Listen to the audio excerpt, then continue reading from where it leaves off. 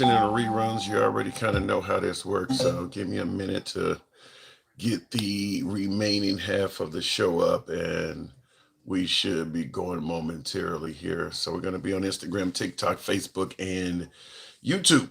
So bear with me. I need about a minute. Talking about President Trump. Now he just had a meeting. Just had a.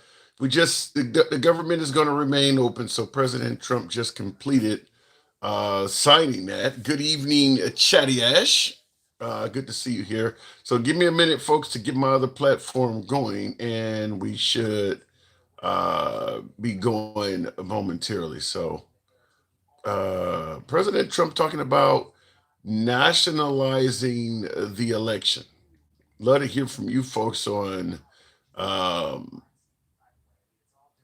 uh, your opinion on that. Your opinion on it. He has a reason why. I mean, I think it's certainly worthy of discussing. So if I can nationalization of if I can get my damn device going here, so I can get the live stream going momentarily. But yeah, President Trump. Um, Now this is all stemming from the 2020 election, of course. So bear with me. I'm almost done here, and we'll talk about that. But it it's shocking to some, and apparently not so shocking to others because everybody's not really even. Everybody doesn't seem to be outraged by it. So, and like I said, in addition to that, crime rate is down in this country, and President Trump is taking credit for that. Perhaps if in your town or a big city near you, you've noticed it's a lot safer to go outdoors. That is something that's happening under President Trump's watch as well. We'll certainly be discussing that momentarily, and it's happening under his watch. So, under President Trump's watch, crime is taking a nosedive. So, it is something that he can celebrate. Whether or not you think he's responsible for it, different conversation, but it is happening under his watch. So, we always tend to believe if it happens under your watch, then you get credit for both the wins and losses, and it's happening under his watch. So, I believe we are now on air. If I can get my last device going. What up, folks? Once again, it is indeed your boy Tim, the handsome liberal, depending on who you ask. Good to see you folks all. I didn't do a show yesterday, but that doesn't mean news did not continue to happen. And today is exactly that. Couple of things I want to talk to you about right off the bat. You see the sign behind talking about danger, big government.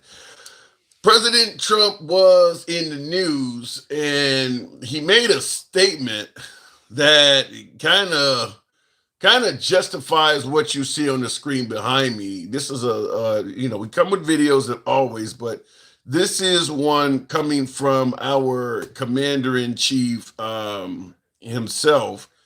Not as much outrage on this as you would think, but listen, in the age of Trump, news moves so fast that what happens today is almost irrelevant tomorrow. This morning, President Trump is calling on Republicans to nationalize elections as he continues to push baseless claims of voter fraud. The Republicans should say, we want to take over. We should take over the voting in at least 15 places.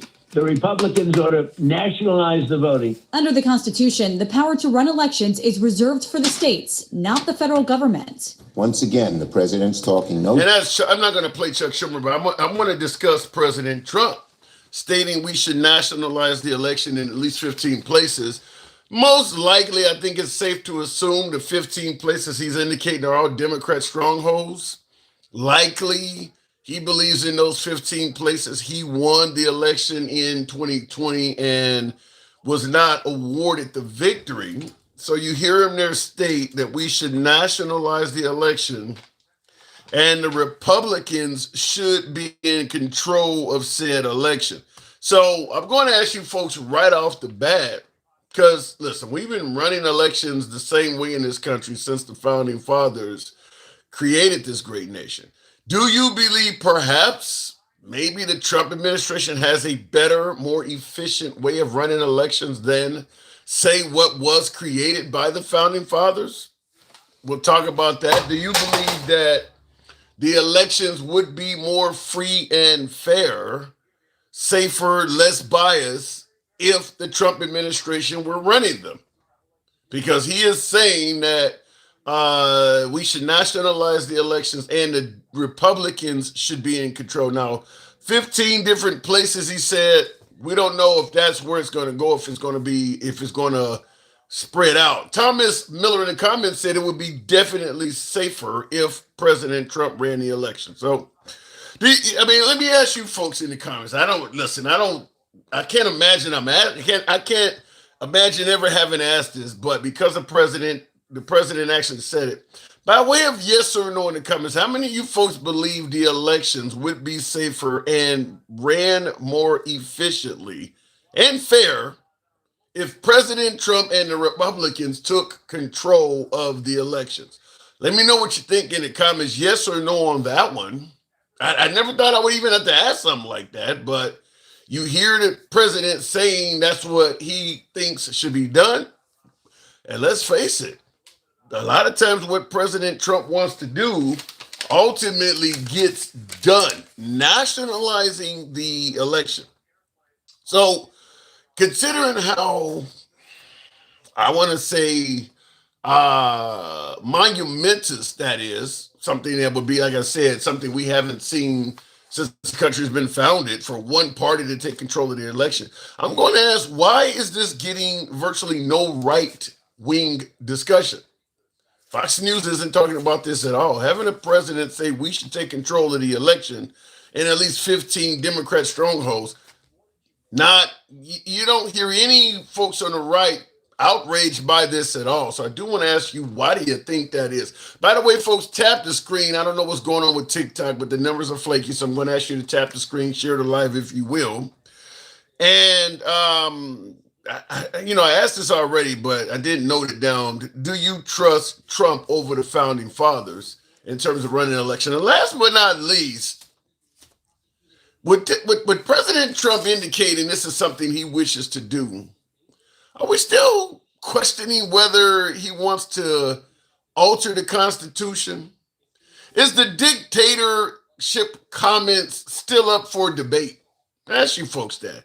Is that still, are we still just, he's talking about nationalizing the election and one party controlling it. Are we still suggesting that he has no intentions of altering the Constitution or trying to do things that are dictator-like? So we'll look at it like that. Photo ID to vote, says Thomas Miller. You know something? Let me just say real quick before we go on to the next topic. Trump talks about this, and many on the right talk about how the Democrats are against photo ID to vote. Fact is, the polls show Democrats are overwhelmingly in favor of requiring a photo ID to vote. And they even break it down by race.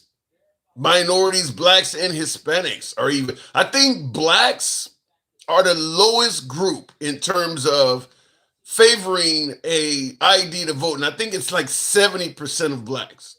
It's like 85% of Democrats favor requiring an ID to vote, like 95% of Republicans, so virtually all of them, virtually all Republicans.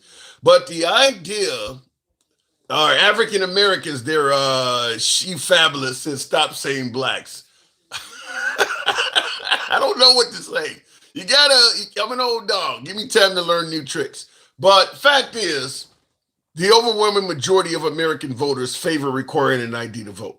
That is a right-wing, inaccurate talking point that Democrats do not want to require IDs to vote. Now, you can find some Democrats that say, requiring an ID is going to be too expensive for the person they can't afford.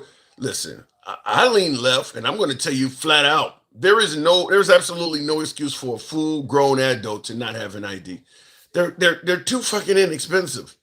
You got national elections only taking place every 2 years, and then, of course, a presidential election every 4 years. You can't afford an ID in that time period. If you can't afford an ID, a state ID or driver's license in that time period, voting is not your biggest issue. You should have an ID. So, yeah, the idea that Democrats are against voter ID is flat out false. That is a Republican talking point. And I would submit to you to just go around and ask Democrats if you don't believe it. Go ask the average Democrat. You have a problem with a voter ID and see what you're in. So that's absolutely not true. In the comments though, Dark Side Rider says Trump ain't shit. Says I don't trust nothing from him. I don't trust him with a 10-foot pole. Wow. So listen, I mean, and look, I'm not even going to just target Trump. Me personally, I would question why any politician wants his side to take control of an election. But we'll talk about that. In addition to that, I also want to talk about we're going to talk about something. Now, this came up a while ago, but I still believe it is worthy of discussion because of the economy and things we're going through. I said, we have a couple of jobs. Vince is unbelievable on policy, and we have a policy thing that's going to be unbelievable happening. Should I announce it or should I keep it quiet? I put Vince in charge of the Triumphal Arc. We're building an arc like the Arc de Triomphe, and we're building it by the Arlington Bridge, the Arlington Cemetery, opposite the Lincoln Memorial. You could say Jefferson, Washington, everything, because they're all right there. And it's something that is so special. It will be like the one in Paris, but to be honest with you, it blows it away in every way. And Vince came in one day. Okay, he's talking about a triumphal arc. Some of you may have heard about this, similar to what you see on my screen behind me if the computer brings it up. But this is the one I believe in France. You heard him say the one we built will blow it away. Now, this is a pretty big structure. I don't know if you can see it from my monitor behind me, but if I zoom in, there are people down at the bottom. So you see how big this thing is. There's a lot of people at the bottom of this. You can barely see them. So this thing is big. This is you hear him say that the one we build in DC is going to blow this one away. Triumphal Arc in DC. Now, the reason why, and I see Billy Buckeye Nation says let them build it. Yeah, let them build a ballroom and all that. The reason I'm asking this question is because in addition to this, we had lives on the military parade he had in DC. We've discussed him taking a jet from Qatar that needs to be brought up to U.S. safety standards for a president, and the cost of that. We've talked about the ballroom attached to the White House, and now we're talking about a triumphal arc. And this is in addition to other stuff. I'm asking the question, and I want to hear from you folks. Well, first of all, why do we need a triumphal arc? That's a question in itself. Why do this? What is the purpose of this? But in addition to that, I want to ask you folks, is it wrong to ask questions? I mean, is it unpatriotic to ask questions? One being, why not restore the actual economy of this country, of this great nation, before spending millions of dollars of taxpayer money on lavish products, many might suggest that are unnecessary, like this triumphal arc rather. We're talking about the ballroom, remodeling a Qatar jet. Why not actually get the economy back up and running first? Is it wrong to ask that? Now in the comments, Billy Buckeye says he's doing that in terrorism. He hasn't done it yet, though. He has not. How about succeeding on getting Americans plural, out of hot water before buying this shit? You haven't done it. So the idea when he's doing it with the company, he could be doing it 3-4 years from now or 2-3 years from now. How about succeeding? The economy is not where he campaigned on, where Americans wanted to be. I don't think is anybody really happy with the current state of the economy? Do you feel right now the U.S. economy after 4 years of Biden is an economic success? You're happy with it right now. It doesn't need to improve at all. You're happy with it right now as we speak. Price of gas and everything. You're totally satisfied right now. Is there anybody feeling that way? So the point I'm asking is, why not get struggling Americans out of hot water before building all of these lavish products that ultimately cost tens of millions, if not hundreds of millions of dollars in U.S. tax money, tax dollars. I don't see why any of this stuff is necessary to build right now. If you're gonna give us a stellar economy, then okay, a year, 2 years down into your presidency, build this shit. You can build it in 2027. Why now? Why now? So I do want to talk about that. And yeah, Billy Buckeye Nation, once again, you're saying things are turning around. Look, I'm not here to hand out participation trophies. He's working on it. Things are turning around. What does that mean? You know, that's like going and applying for a job and admitting I'm a crackhead. Well, but I'm turning it around. I'm working on getting out of addiction. You're not there yet. So turning it around, that's some bullshit excuses. Anyway, and I see Thomas Miller said the Somalis are going to pay for it. Good luck with that. Last but not least, I do want to ask, in regards to him talking about nationalizing the election, this is obviously in regards to his belief that the 2020 election was stolen. Here's what I don't get, and I'm going to say this. This is really tailored to my beloved MAGA because I want to get some MAGA on here to make this make sense. The idea is that the election was stolen from Trump in 2020. So Trump was president in 2020 when that election took place. So what he is saying is under his watch, he blames Biden for it. Under President Trump's watch, Biden as a citizen was able to steal the election from him in 2020. He won the 2024 election. Now, Biden was president at that time. The same guy who stole the election from you under your watch allowed you to win under his. How does that make sense? If he could steal it from you under his watch, there's no way, or better yet, under your watch, there's no way in hell he would let you win under his. How does that actually make sense? Biden, as a citizen who could not string together a sentence, according to Trump, sleepy, didn't know where the hell he was able to orchestrate stealing the election from Trump under Trump's watch. But then when it was Biden as president, somehow, some way, the election was fair? Trump won fair and square in 2024? I don't get it, but I do want to ask, is there a such thing as 2020 election derangement syndrome? Why won't Trump let this go? Why won't he let the 2020 election go?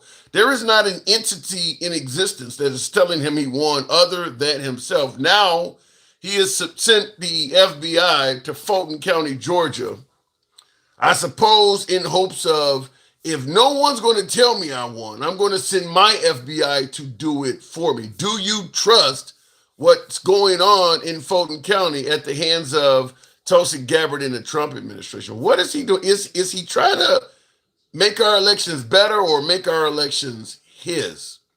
We'll talk about that. Last but not least, before we go ahead, crime is down.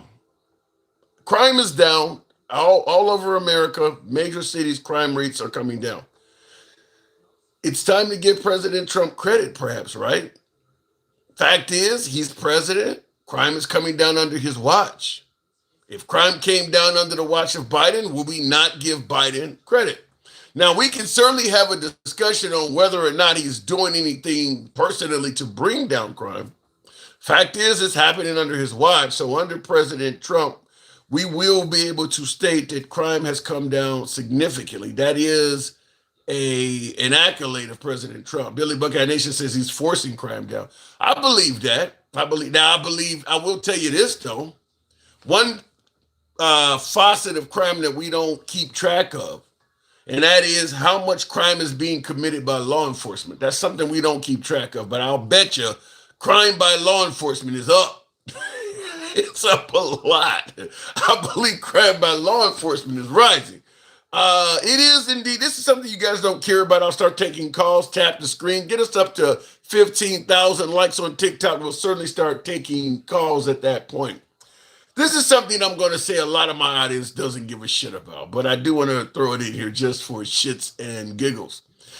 It is the month of February now. That officially makes it Black History Month. Now, we know Juneteenth, the holiday given by Biden in 2021 to mark emancipation, the end of slavery. President Trump on that day indicated we already have too many holidays and something needs to change, suggesting that Juneteenth needs to go away. He didn't address Martin Luther King Day at all. Now we just had MLK Day last month, couple weeks ago or so.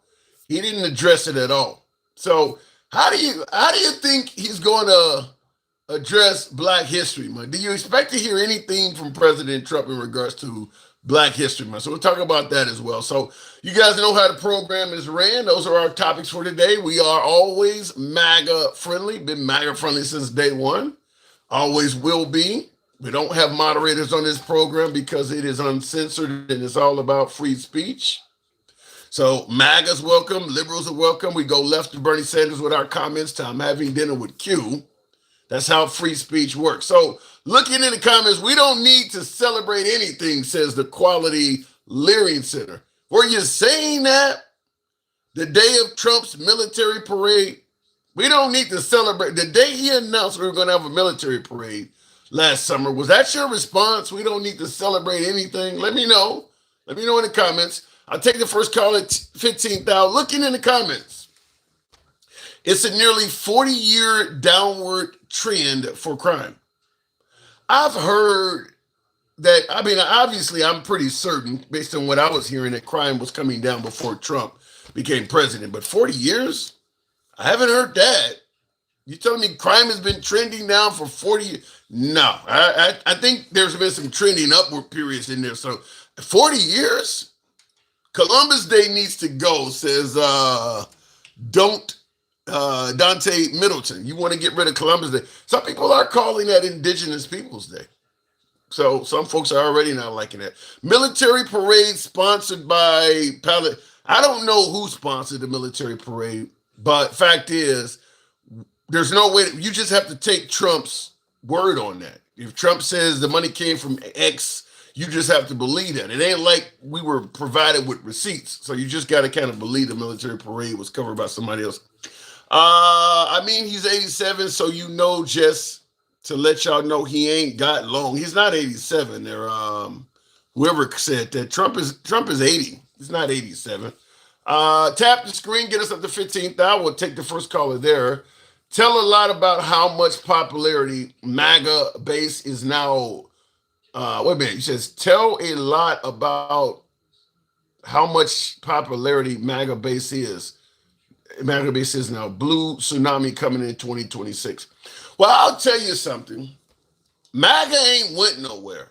So the MAGA base is still pretty strong. Now, the claim about a blue tsunami in November of this year, there's a lot of validity to that. There's a lot of Republicans that are listen, we can talk about Trump, but fact is, it's common for an incumbent president after his first 2 years to lose in the midterms. Obama took a shellacking, as you may remember. Trump took a hit in his first term, and so did George W. Bush. It's common. That's kind of what happens. Now, Trump is incredibly controversial, so it might happen a little bit stronger with President Trump, but it's not uncommon for the incumbent to lose in the midterms. And Trump is trying to apparently get ahead of that by taking control of the national election. I want to ask you folks, as I mentioned earlier in the program, why is that not receiving more Republican outcry? Republicans tend to be for small government.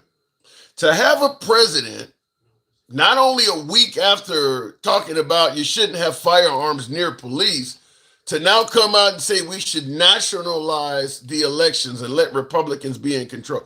Where's the Republican outcry from this stuff? This goes completely against Republican principles. So I do got to get Mag on here and see if I can figure out why the hell that's happening. Gangsta Grandma says, can you stop talking and babbling and start adding the guests? Well, tap the screen, get us up to 15,000. What do you think we're talking for? That's what we said. Tap the screen, get the likes up, God damn it. Try to tell me. I'm an Italian. I'm an Italian WAP, but with papers. Okay, nothing wrong with having your. Keep in mind, a lot of you folks. Well, my parents came here legally. Why don't you? It was a lot easier to come here legally in the 40s and 50s, folks. You get off the fucking boat, sign here, you're in America. They didn't demand $20,000 from you and all kinds of paperwork and shit from your home. Folks, you need to realize that. I don't want to go too deep down the road of privilege, but to have older people comparing coming here now, saying just come here legally like my grandparents did and shit. You realize how easy it was for them to come here back then? They didn't demand all kinds of stringent paperwork from their home country. You just got off the fucking boat and you were here. So I think folks don't realize the privilege that their ancestors had in coming here compared to how difficult it is now. You don't just show up on a boat, sign a letter, and all of a sudden you're allowed in.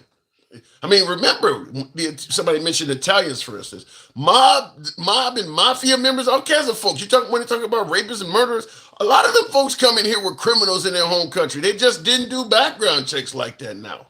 They brought all kinds of crime with them and shit. So I don't know if people realize that or not, but there is a certain amount of privilege you may have if your ancestors came here 2 or 3 generations ago, because it ain't that easy like that now. And it's certainly significantly more costly. Going to the box, we'll start the program off with Evil Major Boo. Good evening, Evil. Welcome to the program. So, nationalizing the election, what say you? Man, Tim, man, it's been forever. I've been trying to get on here, man. It's like waiting on at the DMV. Fuck, man. I can't control that. 1, 2, and 3. Come on up.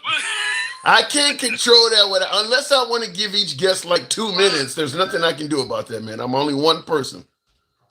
Right. Yeah, I know. Okay, naturalizing the election. Yes. Trump needs to naturalize that ugly ass hair that he has, but on the other hand, You know you're being disrespectful to the president, Evil. I don't give a fuck. Come on now. Kiss my ass. Why would you be disrespectful to the most powerful man in the world? Because he's a dictator. He is a warlord. Okay? That whole thing that he went to, what is it called? Towards the, of the Greenland and all that other type of stuff. Yeah, you're talking about the summit over in Dhaka or Doka. I know what you're talking about. What are you indicating? Yeah. That was just a meeting of the Legion of Doom. That's all it was. Like there was nothing special going on. And you also spoke to the guy that is of the Greenland. He said there was no deal that was actually going to be made. It was all just a waste of time.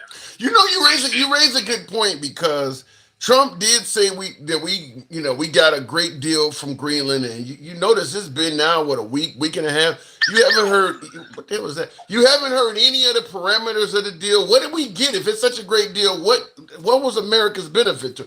He ain't told anybody shit. He just said we made a deal, and you got nothing out of it. It made us look weak, though.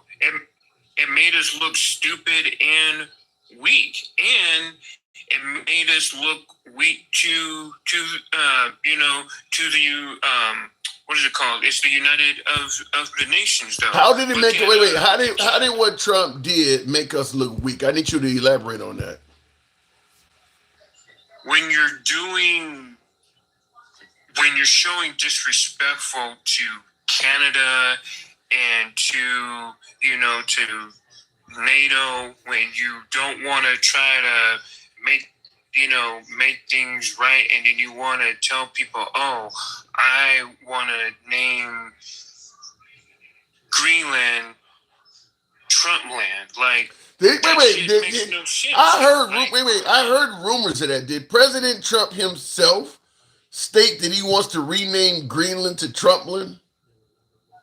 Yes, yeah. Look it up.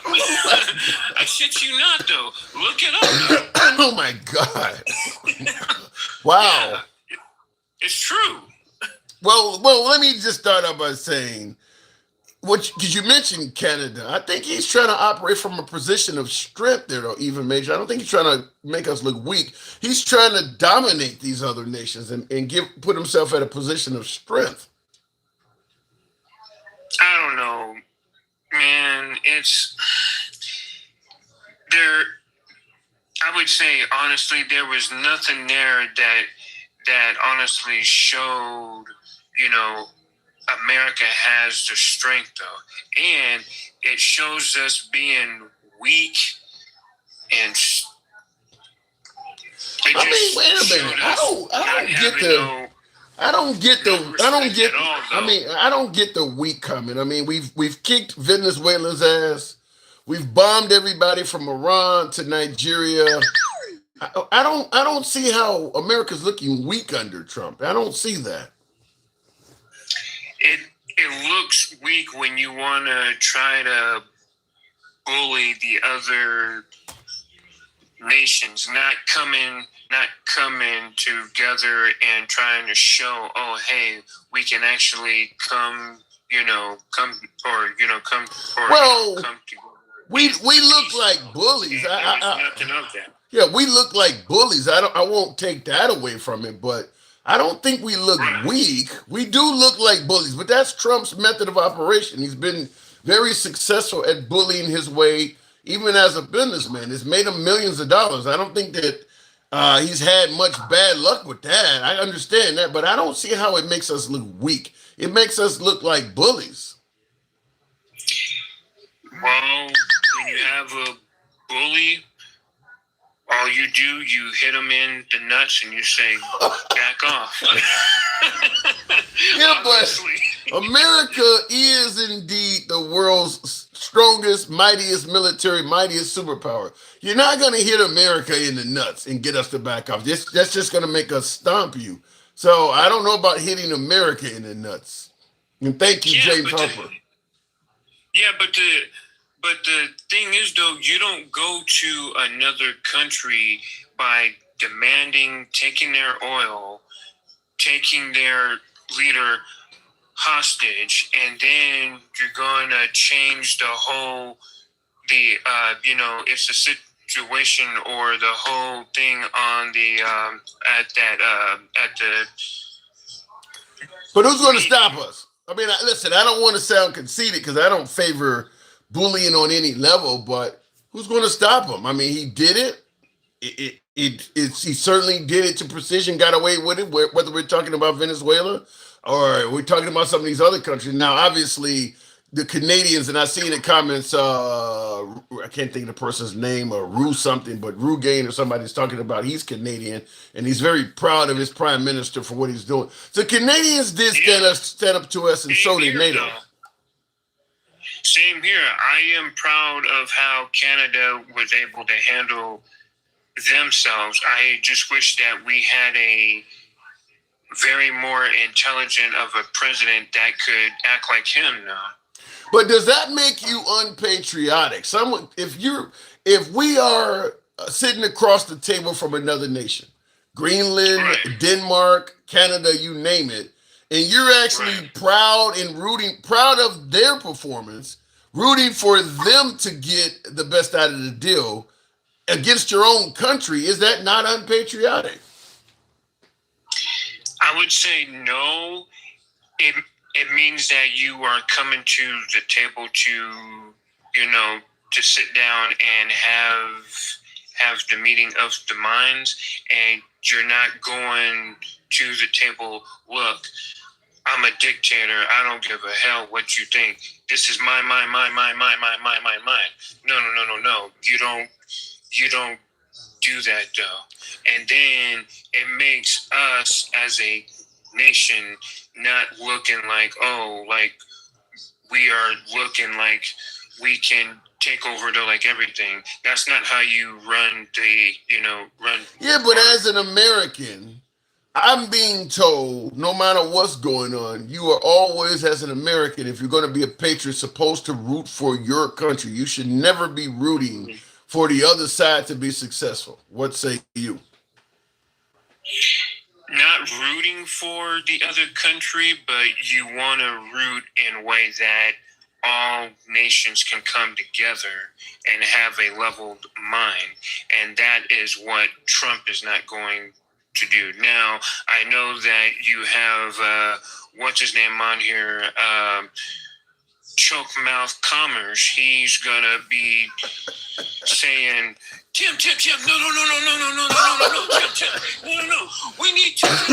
His name is straight. Shut up. His name is Straight Talk Commerce. I haven't heard one liberal yet pronounce it. His name is Choke Mouth Commerce. Choke Mouth. Oh my God. Choke Mouth. In the comments, Vic Torreson says you're not supposed to be blind with patriotism, that you can't face reality. I like that. But some do suggest if we're actually an adversarial nation to someone else, you should always root for America. So everybody doesn't agree with that. So honestly, I would say yes. And to answer that question, Trump is walking into it blind as a bat and going into that thing thinking that he's gonna, disrespect everybody. You don't go in there, saying, well, Canada, if you're not on board, we can be an enemy or in defense of President Trump, how do you respond to folks who might say, look, we've been looking out for the security of Canada, as President Trump says, without us there would be no Canada. So does that give President Trump a false statement? That is a false statement. Trump had no right of going up there and saying that. Do you believe without being having America as an ally, as a major superpower, you believe the Canadians will still be okay? I think the Canadians will be fine, but there will come a point where we will have to transact business with them, and we need to get a leader who can be of logical thinking and not actually go in there half cocked and doing stupid stuff though. Yeah. So yeah. But I mean, the idea is that the Canadians don't have the military might to defend themselves. That's what folks are saying. They need us to exist. Mm-hmm. It's hard to say with this, with the president though. It is hard to say, like, honestly, and going back to what you were saying about the whole of the Black Month of the Heritage, though, I would like them to make a holiday for the You're talking about Black History. You're talking about Black History Month. Yeah. I would like them to see them do a holiday for for the No King's holiday. Yeah, That's about it. No King's holiday. No King's holiday.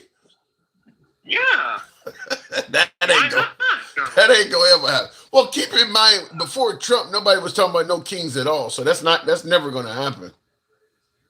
And the only reason why that is because we have a ruthless, evil, sick, twisted dictator in the office, though.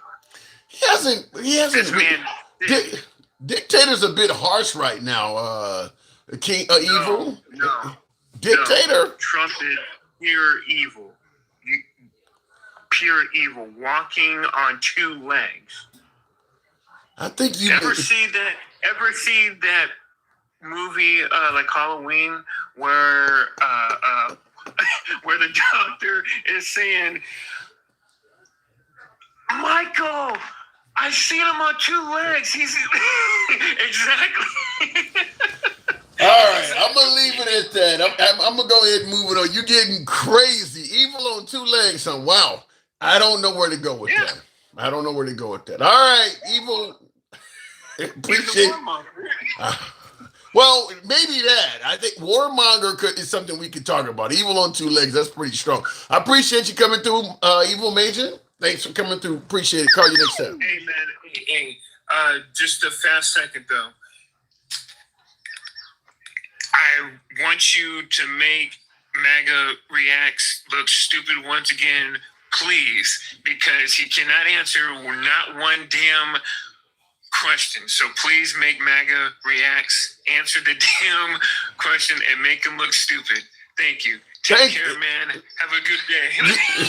You too, Evil. By the way, folks, tap the screen. Now, our purpose here is to have open dialogue from all sides of the aisle. We don't block, ban, or censor anyone. We're not trying to make anybody look stupid. Damn it, I often sometimes look stupid myself if you read the comments. And yes, Dencal, we can see you on Instagram there. Handsome Conservative says, you say you want Republicans to come on your show, but you keep bringing up the same Democrats every episode. Make it make sense. Well, we bring up who comes on.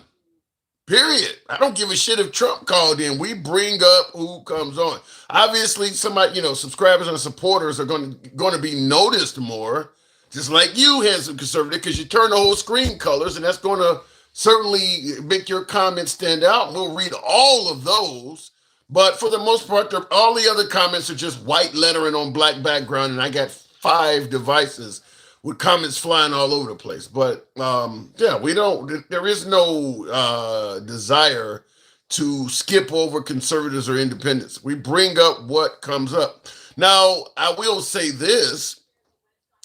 We do challenge President Trump. He is the current commander-in-chief. When Biden was president, we held up his photo. His photo was where Trump's is now. And we were very critical of Biden's economy and his border performance and things like that. And we had a lot more MAGA viewers. The liberals didn't like me. So now that Trump is president and we're often criticizing what he does, a lot of MAGA have left the show and more liberals have come on because MAGA does not like to hear Trump get criticized. That's just how it works. Nothing I can do about that, but we don't run from callers. I'll assure you that. Jermaine75 says, 10-1 was the last time we invaded a superpower. Never. I mean, we didn't become a superpower until after World War II or, during World War II. And we had, never happened. And that's, listen, that would be like asking, when is the last time a bully attack someone bigger and stronger than them? It doesn't happen. I mean, I know it may sound bad for me to say that, but we do bully nations. That is absolutely what we do. I mean, like we're telling Iran that they can't have a nuclear weapon. So you don't think North Korea is just as dangerous as Iran is, but we don't fuck with them because they have it now, which in my opinion, greatly justifies Iran's push to get nuclear technology. Because the minute they get an atomic weapon, that's going to take America off their back. So it is definitely in their best interest to get a nuclear weapon. Just like it has done for North Korea. Once North Korea got a nuclear weapon, we've left them alone. They can do whatever the hell they want. So it's definitely in their best interest to get a nuclear weapon. Otherwise, they're going to be under the thumb of the United States indefinitely. Anyway, tap the screen, get us up to 40,000. Looking in the comments here real quick. Not even a country with a nuclear bomb. I don't get what you mean by it. If I had TikTok, I'd go up, but unfortunately, I am anti. You shouldn't be anti-TikTok no more. Well, that depends on if you're left or right, because TikTok is now firmly in the hands of Trump supporters. Oracle, the CEO of TikTok now, it's a right-wing controlled app. You've been challenging Trump for the past 5 years. I've been challenging them all. I've been giving Trump credit for shit too for the last 5 years. I've been giving Biden credit for this and challenging him on that. This is what happens when you're in the middle. Everybody thinks you hate their guy. All right, going back to the box here real quick. Poor people cheering for billionaires is like vegans eating meat. Some validity to that. I'll go back to the box and we'll make it happen with James Harper. Good evening, James. Welcome to the program. Federalizing the national election. What say you? Hell no. Bro, I mean, the man suggests that there is widespread fraud in Democrat strongholds, so something needs to be done about it. Okay, he's saying that, but he just lost a Republican-led district Yeah.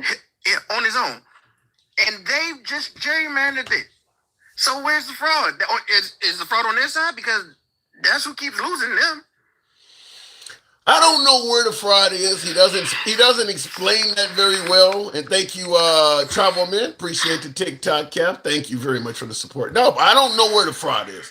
But Trump suggests that Democrats are cheating in the elections, whether it's illegal immigrants voting, folks that are deceased that are voting, maybe felons are voting where they should not be allowed. I mean, he is suggesting that in Democrat strongholds, there's a lot of cheating. Because his ego can't take the fact that he's not on the winning side. Whenever things don't go his way, it's some kind of act against him. But what do you mean he's not on the winning side? He's winning at everything right now. No, the thing that he feared about the midterms is coming true, especially with these deep Republican areas turning blue. He's afraid of this. That's why first it was we need to gerrymander. Then it was we need to get rid of the illegals. Now it's we need to nationalize all the voting centers so that we can control like whose votes count and whose don't. Let me ask you that. With him stating that we need to control the voting process in at least 15 areas, and the Republicans need to take control. How do you imagine the election if it goes the way Trump wants, where the Republicans are in control? How do you expect the turnout of that to be? If they win, the first thing he's gonna do is he's gonna push harder for all the shit that he know he's not supposed to be able to do. He's gonna push harder for that because he knows they're not gonna push it against him. What about the Democrats? If Trump does use the Republicans, because he's already got Tulsi Gabbard down in Fulton County, Georgia, in the Atlanta area, they're already going in polling places and taking everybody's information, your social security number, who you voted for, where you live, your driver's license, everything. How would the Democrats respond if he does it on a national level? Because they're not really responding much with him doing it locally down there. See, that's the thing. Like, I don't know what they'll do because it's going to take somebody. It's going to take people to actually have the balls to actually stand up to him. So whatever happened to having Second Amendment rights prevents tyranny? I mean, isn't this somewhat pretty close to tyranny where you're talking about nationalizing the election and one side controlling it? The thing about having that is you got to realize essentially you might be going against the military. And I'm sorry, we've already seen that a militia is not going to beat the military. So we need to have more people within the military in order for that to work. So in other words, we're fucked. I don't know if we're at that point yet, but it's leaning towards that way. Let me ask it to you this way. If Trump tried to use the military on its own people in full-blown tyranny, do you feel confident that those who are enlisted in the military would carry out those orders against their own people? I would hope not from personal experience, but like I said, I can't 100% say, the military as a whole is going to do it. Like there's going to be those that's going to blindly say, oh yeah, he said that, so we should do it. But those will be the ones that, like, when push comes to shove, they won't be able to hide behind the fact, well, I was following orders. So what, because that was a common statement from the end of Germany after World War II, as I was just following orders. Now it didn't work for them. But if you are in the U.S. military, but let me ask you though. So let's say you're in the U.S. Let's say you're in the U.S. military, or even ICE, and Trump gives you what amounts to an unlawful order. Do you believe there will be some sort of repercussion for that after the Trump administration concludes? Yes, because in your oath, you acted like when you took your oath, it was all enemies, foreign and domestic. And one of the things you're taught as a soldier is you do not follow illegal orders. How do you get to how do you dictate what's illegal and what's not? I mean, if the Trump administration, if Pete Hegseth comes up and tells you, look, soldier, this is a legal order, you've got your orders, move it. I mean, what do? You're going to tell Hegseth, head of the military, no? Yes. So what's next? Incarceration? They could try, but there's been times where like they've sent out like the National Guard for like protests and things like that, expecting them to go after the people. And what did they do? They sat their weapons down and stood there and and didn't do anything to the people. But look at what's going on in Minneapolis. Have you seen anything from ICE that looks unlawful? Plenty of things that have been unlawful, but you got to remember, I like all those people that like love Trump, like the Proud Boys and things like that. Those are the people that joined ICE.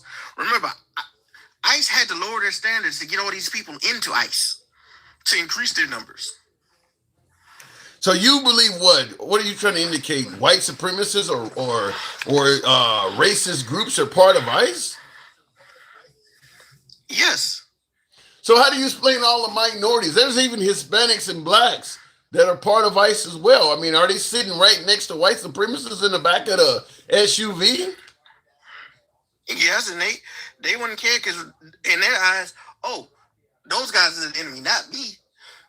How many times have we seen Blagger go out there, pray for Trump as hard as they can, and then the next thing you know, they out in the cold with nobody to turn to because their usefulness is done. Wait a minute. Trump rewards loyalty, James. Are you telling me that the end result? Tim. Go ahead. The guy that got your namesake, Tim Scott, was he rewarded? Byron Daniels, was he rewarded? They weren't rewarded Ben on the Carson. They were not rewarded on the front end, but you don't know if Tim Scott received a nice handsome sum of money in his account or something like that. I mean, he could have been rewarded in a different way. Vivek Ramaswamy. Well, Vivek Ramaswamy, co-founder of Doge, decided to step down. They didn't kick Vivek out. Vivek decided to get. No. He said he stood down for like to save face. Look at him now. Like every time you see something posted by Vivek Ramaswamy, the main people going after him is MAGA. Well, had he remained as part of Doge, he would have had Elon Musk and Trump speaking favorably of him. It's him that decided to step away from MAGA. Elon Musk is another example. What do you mean? But he's not Blogger, but he's considered a minority. Elon is not. Elon has come out and stated he is not South African. He is of British descent. He's come out and said that. He's not South African. Where was he born? I'm just telling you what the man said. I mean, Kamala Harris claims to be an American, yet MAGA says she's Jamaican and Indian. She was born here, so I don't know if where you were born always matters, because MAGA don't see Kamala Harris as American. MAGA don't see a lot of people. Well, but yeah, like I said, Trump has minorities as long as he can, and then gets rid of them. And when they no longer serve him a purpose. Hell, Herschel Walker, after he lost that election, you ain't heard a word from him yet. No. Well, Herschel still has his own fan base to be concerned about. I mean, listen, if you're African American and you have a large portion of African American fans, you're going to lose them with being associated with Trump. I mean, Nicki Minaj obviously has something else to be concerned with. Maybe it's her citizenship or the criminal history of her partner, but her fan base is gone. You're not going to see her at the Vibe Awards or any of that shit. Her fan base is gone. I mean, they play. That's another perfect example of how MAGA uses minorities. Look what they did to her. How did no? I don't blame what happened. I don't blame Nicki Minaj's situation on MAGA at all. MAGA didn't reach out to Nicki Minaj. Nicki Minaj likely reached out to MAGA. Yeah, but they made her believe that she was like in the group. She was one of them, and gave her a fake Trump card. Well, let me just say it like this: as long as Nicki Minaj continues to travel the country promoting Trump and speaking favorably of the Republican Party, she'll be allowed to stay. They will legitimize that and make it legal. She's not going to get kicked out. Now, if she happens to go Marjorie Taylor Greene or something, The fact that she has a green card and still has to play up to that, she lets you know something's wrong. it ain't easy to stay here legally. I mean, that's not just specific. And by the way, Nicki Minaj is worth millions. I don't. She could have probably had become a citizen a while ago. She has tons of money. You can buy citizenship even if a Democrat's in there. You can buy that if you got that kind of money. She had just been slacking, not thinking it was going to catch up to her. So under Trump, she don't want to take any chances. But And go ahead. and that's another thing. Like the fact that like a green card can still not guarantee you staying in the country. What's the point of the green card? Well, the green card never was meant to block you from deportation. If you commit a crime while you're not a citizen, even with a green card, you can be kicked out. When I was in Australia, getting residency in Australia, it's the same thing. If you go over there and you only have residency and you commit a crime, they're gonna revoke your residency. I mean, I believe that's Okay, everywhere. but Tim, you're talking about committing a crime. I'm talking about people who don't commit a crime. I haven't heard any official green card holders get revoked for that didn't commit some kind of crime. I mean, it might have been a mild crime like shoplifting 20 years ago or something, but they did have to commit some kind of crime. Yeah, that was before Trump got in office. No. I'm saying under Trump, I have not heard of green card holders just being kicked out for no reason at all. But they're still getting grabbed up by ICE. Grabbed up for what? The same reason why like Americans that look Hispanic or something like that get grabbed up by ICE. Oh, yeah, Because now, they fit the profile. yeah, that's happening. ICE is grabbing folks for skin color, language spoken, and location they're found. I don't. And Go ahead. I think I'm pretty sure I've seen like one or two videos of people saying, "Hey, I have a green card," and they still get thrown in. They still get thrown up. Well, they don't. The police are going to tell you we don't trust people at face value. People do lie. So just yelling, "I have a green card," is not going to be enough. You got to prove that. Is what they're going to say. Okay, but a green card is something that you carry, Tim, just like your Yeah. ID. Okay. Which means that if you sit there and say, "Hey, show me your papers," and they show you a green card, why are you Hang on a second. for this stuff? Well, if you say you got a green card and you produce a green card, and then they run you through the system to make sure it's not a fake, some kind of fake card or whatever. Yeah, once they verify that, at that point they should just let you go. You're telling me they still detain folks after seeing their credentials? How many Americans got detained when they're act like when they say, "Hey, I'm an American," and these guys still like, "Oh, we're still going to run you up," even though they have the ID on them. If you arrest somebody, you're supposed to check for weapons and things like that. That means you have access to their ID. Yeah, I have not heard of an American citizen just being grabbed for the sake of being grabbed, possessing ID, and still being taken away. I've seen American citizens get hemmed up and have to show their ID, which to me I think is wrong as well. But I haven't heard of anybody who calmly produced ID, verifiable in American, and they took them away. I haven't heard of that. There was these two Mexican kids that got hemmed up by ICE, and then there was one guy that he got grabbed by ICE. He showed that he was a citizen, and they made him walk in the snow. Yeah. Well, the children are I believe obviously that was up in Michigan. the children are obviously not going to have their paperwork, so we know that's not going to happen. And I see folks in the comments certainly agree with you. I see Just me and LB says, it happens regularly. Look, I'm not gonna pretend like I'm not defending ICE. I haven't seen this scenario, but to me, just approaching somebody because they speak in Spanish or standing in front of a Home Depot, I think that's wrong. But I haven't seen people that can present legitimate credentials still being taken away. I'm just saying I haven't seen it. I'm not saying it don't happen. They took they took that illegal procedure of stop and frisk and put it Yeah. on a national scale. Yeah. I mean, the Supreme Court, from what I hear, though, or at least a judge has given them the right to continue doing it. I got to move it on, James, but I mean, this is what we're dealing with for the next 3 years, unless the Democrats win in the midterms and do something about it. So this is what we're dealing with. James, thanks for coming And through. that's Real and that's quick, go why ahead. he pulled this off right now. And that's why he's trying to pull this off right now because he's afraid that hey, we're losing too much. Like they've been losing elections since he got in office. In places where they should have won by a landslide, like he likes to say. You saying that's why he's trying to Those pull rates off been this? overturned You saying that's why he's trying to nationalize the election? because all their stunts are failing. Scale of 1 to 10, how successful you think he'll be at nationalizing the election? 10 being successful. -2. James, thanks for coming through.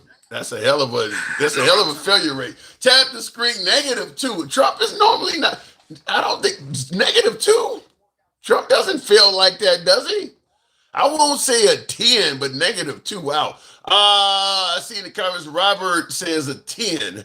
Nikki is a grown-ass woman. That is true. So is Kanye West.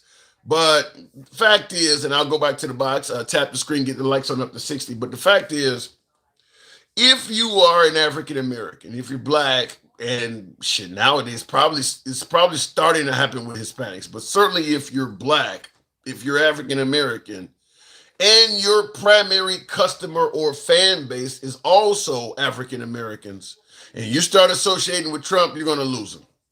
Now, if you're an African American and your fan base is diverse or predominantly white, like let's say Candace Owens or Larry Elder or the Hodge twins or Officer Tatum, their primary fan base is white, you're fine. You can endorse in favor and speak positively of Trump all you want. In fact, you may make a lot more money doing it.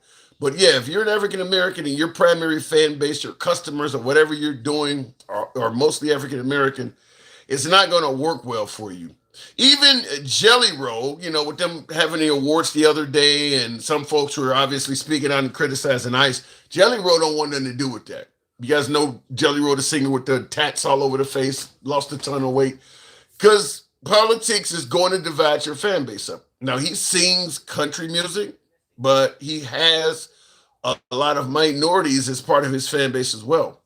You don't want to lose half of his fans. I mean, Kid Rock, that's rap. Kid Rock likely had a lot of minorities as part of his fan base earlier in his career. He doesn't now. So, same thing with Taylor Swift. Taylor Swift ain't a lot of MAGA favoring Taylor Swift anymore. Once you get involved in politics, you're cutting your fan base in half. And if most of your fan base is on one side of the political spectrum, it makes zero sense to do it. Like Kanye West, for instance, most of his fan base were left wingers. So for him to go far to the right, that made no sense whatsoever. Yeah, there's some white kids that listen to his music. I get it. But most of his fan base, even the whites, are probably liberal. By him deciding to go, support Trump. And then, he's seen wearing swastikas and everything. Done. Not to mention he had big endorsement deals and you got contracts and all. A lot of your agents and shit are Jewish, and you just destroyed himself. He took out an ad in the Wall Street Journal last week apologizing for it. What has it been 2 or 3 years now? I don't think there's any coming back from what Kanye West did.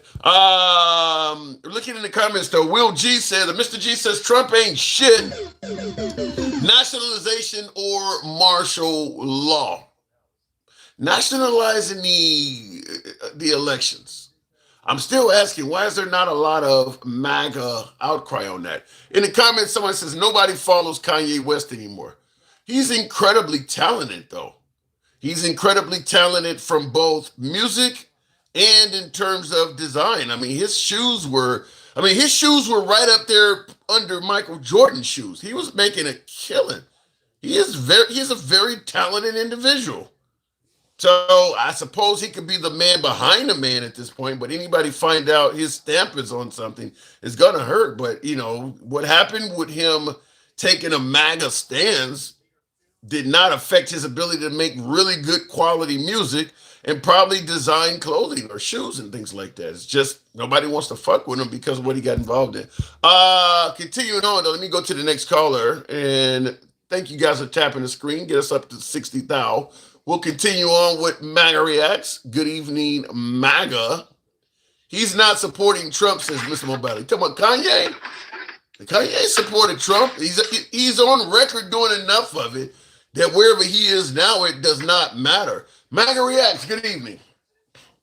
Hey, what's going on? Not much at all. So, nationalizing the election. Now, you always present an interesting counterpoint. Do you favor President Trump nationalizing our elections? I mean, it needs to be done, but Trump doesn't need to do it. The Congress needs to do it. I want you to elaborate on what is a nationalized election in your opinion. How does that work? Well, right now we have, 50 states plus a couple of territories. Each one of them has its own rules for elections. Each one of them has its own rules for everything, MAGA Reaction. That's what states' rights was about. No. They have their own rules for everything. That's kind of the point. It's a federal election, so maybe we should have federal rules for elections for all states. All it means is all the states should have all the same rules. So one state can't. What rules are different from?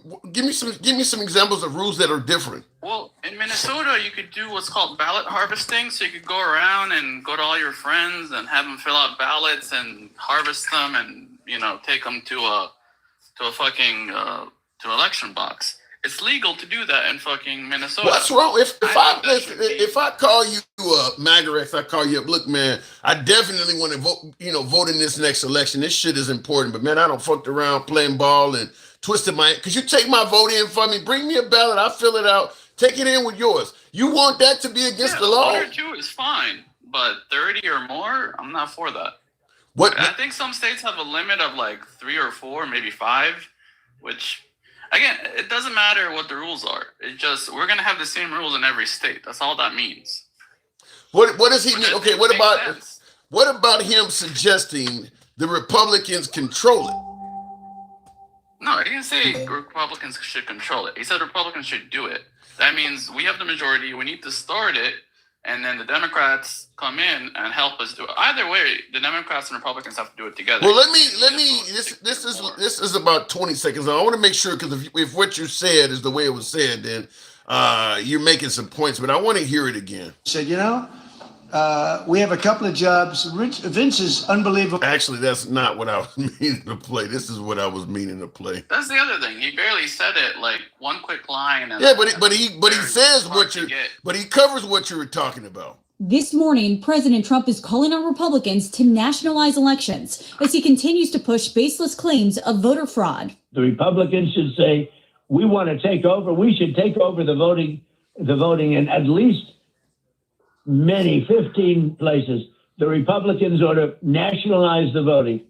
So he's saying the Republicans should not. He said we should take over. He used the word take over. So he said we should take. So that's the Republicans taking over the election. Do you favor that? No, it needs to be bipartisan. What is the difference between it being bipartisan versus the Republicans taking it over, in your opinion? I don't know.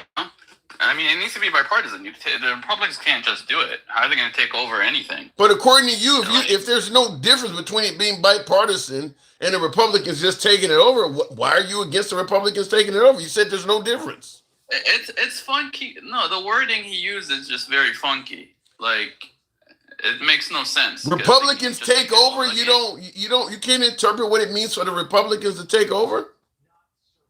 Are they going to take over the entire state and every election poll, even the? He said in 15 different locations at least. We obviously going to assume those are Democrat strongholds. He's not going to say the Republicans need to take over in Savannah, Georgia. So it's a red area already. So he's clearly talking about taking over in Democrat areas.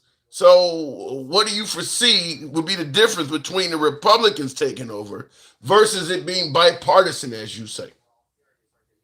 I mean, either way, the whole point is to have the rules all Yeah, the but same. would there be any difference though if the Republicans took it over versus it being bipartisan? Do you believe there would be any difference? Well, with Republicans, it's going to be less time to vote and no ballot harvesting, and so you're going to have like the day of voting and maybe like a week of early voting, but you're not going to have like a month of early voting. You know what I mean?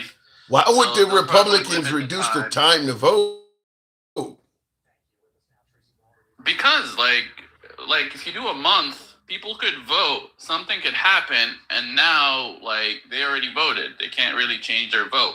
Like say, someone votes for Trump and then he comes out an Epstein file, then they already voted. They can't go back and change the name because they already voted. So the time to vote should be limited. Yeah, but I think a don't week I is don't fair. understand how limiting the time to vote addresses anything. Okay, let's say I voted for Hillary Clinton, and then Jim Comey tells me that she was involved in Benghazi or some shit like that. Same, even if it's only a week, or if you drive it down from a month, as you said, to even down to 2 days, I still already voted. I can't change it, so I don't see why dropping the time to vote down So you makes. think we should have just one day of vote? I'm okay with one day of voting. But no, I think a week is fair. Yeah, but I'm think trying to gives a figure lot of out. time. A lot could happen in a month. Not so much could happen in a week. Okay, but if a lot happens in a month, then that means you're giving people more time to make a more informed decision. How does it benefit the voting public to shrink down, one day or whatever, to narrow down the time you can vote? How does the voting public benefit from that? You just said it. You're giving them more time to make a decision. No, you're giving them less. Early, You're giving them less. If they have a month to vote no, versus you got to do it all today. they get more time to make the decision. They have less time to actually put in enter the results, but they have more time to think about who to vote for. You could do that if you got a month to vote. You can still think. But if they voted at the beginning of the month, then they have 3 weeks less to think about who to vote for. Nobody's making you vote at the beginning of the month, though. Nobody's making you do that. If you're somebody who's going to look, you can still vote. It's not a waste of time. Whatever they choose, it has to be accepted by everyone. Otherwise, they're going to have protests. The rules have to be fair for everybody, and everybody has to like them. Yeah, So I'm fine with that, and I'm fine with that, and I agree with that. But I'm trying to figure out why, because you said if the Republicans are in control, there's going to be less I'm time just to giving you vote. examples of what they would like to do. I don't know if Why? that's But why? they'll do. I get that, and I agree with you. But why do Republicans want to shrink down the time you have to vote? Because it's just better that way. This way, people get more time to decide who to vote for, and you're not sitting there counting votes for a month. You could get the results right away because you don't have to. So I don't know, somebody just who less, may be less chances for fraud. how does that lessen it? How does shrinking? Okay, if I get a week to vote, and somebody say no, we're going to make it so you can only vote on Sunday. How does that reduce the likelihood of me committing fraud? Because you got a month to fucking commit fraud versus a week. I don't understand. You got a month to find a homeless guy and get him registered and fucking fill out a ballot and harvest ballots and then put them in. I guess what I would ask, because you're not the only one that says You're stuff gonna like get this. you're gonna get me flagged with the way we're talking. Well, But, we'll move on shortly, but I guess because I hear a lot of folks talking like you, the first thing I want to know is where is all this happening at? Where are all of these people hiring homeless? And I mean, because I guess you could do that if you really wanted to, considering What it's do you mean? They caught a guy in California doing that shit. I mean, Yeah. a bunch of people have been caught with homeless people voting. I have not seen this. You guys- First of all, that's a felony. We understand that. I have not seen this large list of people that are willing to put their freedom at stake. I mean, get a year, 5 years in prison to get a few extra votes for a candidate. You notice the Trump administration ain't producing a whole lot of names of people doing this stuff. We hear about Lincoln Riley all the time. Where's the John Adams guy who did something like that in the middle of California? You don't hear any names of people who actually did it. Well, apparently they're looking into it because they went into Fulton County for a reason. So It's hopefully year we'll find out in a 5. month. It's year 5, and they're still looking into it. The statute of Well, he was limitations gone has for 4 expired. years. He had 2 weeks or like he had like 2 months after like a month and a half after the election, and Bill Barr was working against him the whole time. So he got no time after the election. Then he was gone for 4 years. So really, he only had a year and a month. Yeah, but what about the state? In Fulton County, Georgia, the governor is Republican. You think the Republican governor is not concerned if his state had fraud? He's been governor the whole time. He doesn't care. He won. Why would he care? Why would so you're wait a minute. So you're saying that if a Republican governor who supported Trump had fraud in his state where he won and Trump lost, he wouldn't give a shit? No, because anyone who went after anyone that even talked about election fraud in 2020 freaking lost their election bid, and it hurt them politically. He won So though, that man. show's like so toxic the last 4 years. He won, and he's been governor the whole time. And you're telling me he, as someone who wanted Trump to win, doesn't give a damn about his own? I don't know if he won. Hold on, where do you get he won? Governor Kemp in Georgia. Governor Kemp. I don't think Kemp liked it. I don't think Kemp ever liked Trump. Yeah, he did. He's the one Trump called and said, "Find me 11,000 votes." No, I don't think it was Kemp. Yeah, it was. It wasn't Kemp. You I don't sure? think it was Kemp. I think it was like the AG or some shit like No, that. Somebody else. It wasn't Kemp. It happened in his state. Why are you? I guess the point I'm trying to make is, what's making you suggest that Governor Kemp, who's Republican, did not care about fraud in his state? What's leading you to say that? Most Republicans didn't care. Like we honest, even I almost didn't care. Like it just let's move on. That's always the what's it called? That's always the vibe, I guess. I don't know the word I'm looking for, but that's always the attitude toward election fraud. Let's just move on. Is it possible that, as opposed to suggesting they didn't care, is it possible that maybe they didn't believe what he was saying was true? I mean, are you suggesting that all the judges that he went to court, they didn't care either? I mean, with the judges, it could have been half of it they didn't care, half of it wasn't really their job to fucking look into. What about his? That shit has to be investigated. What about William Barr? The FBI fucking gave up after like 2 weeks. What about William Barr, his top cop? Did he not care? He was the one investigating and said Trump's claims are bullshit. He looked into it for 2 weeks, 3 weeks tops, and then he quit. Everybody threatened to quit if Trump pushed them to look into it. Do you not remember that? They all threatened to quit on him. Well, if somebody is telling you something that you feel confident is made up, you're going to look into it for longer than 2 weeks. If you feel confident what you're being told is bullshit, I just go ahead and look into it for a little bit. I'm pretty sure what he's saying ain't true, but I'll make a few phone calls. I'll go down and take a couple plane flights. How long are you going to chase something that you feel likely is not true from day one? Listen, we've chased a lot less important shit for a lot longer. We chased the Russian collusion for 2 years, and they gave us 2 weeks for the 2020 election. Now I'm definitely gonna get flagged. Did we not spend 2 years of the Mueller bullshit for the Russian stuff, and they spent 2 weeks for the election? but that's it. But here's the thing, though, MAGA. That's his own administration that spent 2 weeks. So if your own people, just like Mike Pence, also never said Trump won. These are your own people. So it's not like you. I mean, it's not like it was Eric Holder. Who are they to say he won or lost? You keep saying that. Everybody said he lost. Who are they to tell you that?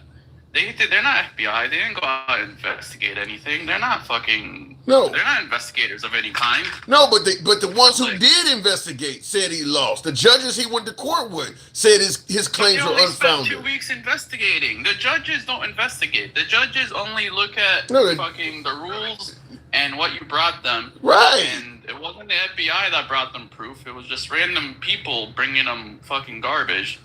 Like, the FBI needed to investigate for 2 years, like they did the Russia thing. Yeah, but I guess the point is they quit, and then the Democrats took over, and that was the end of it.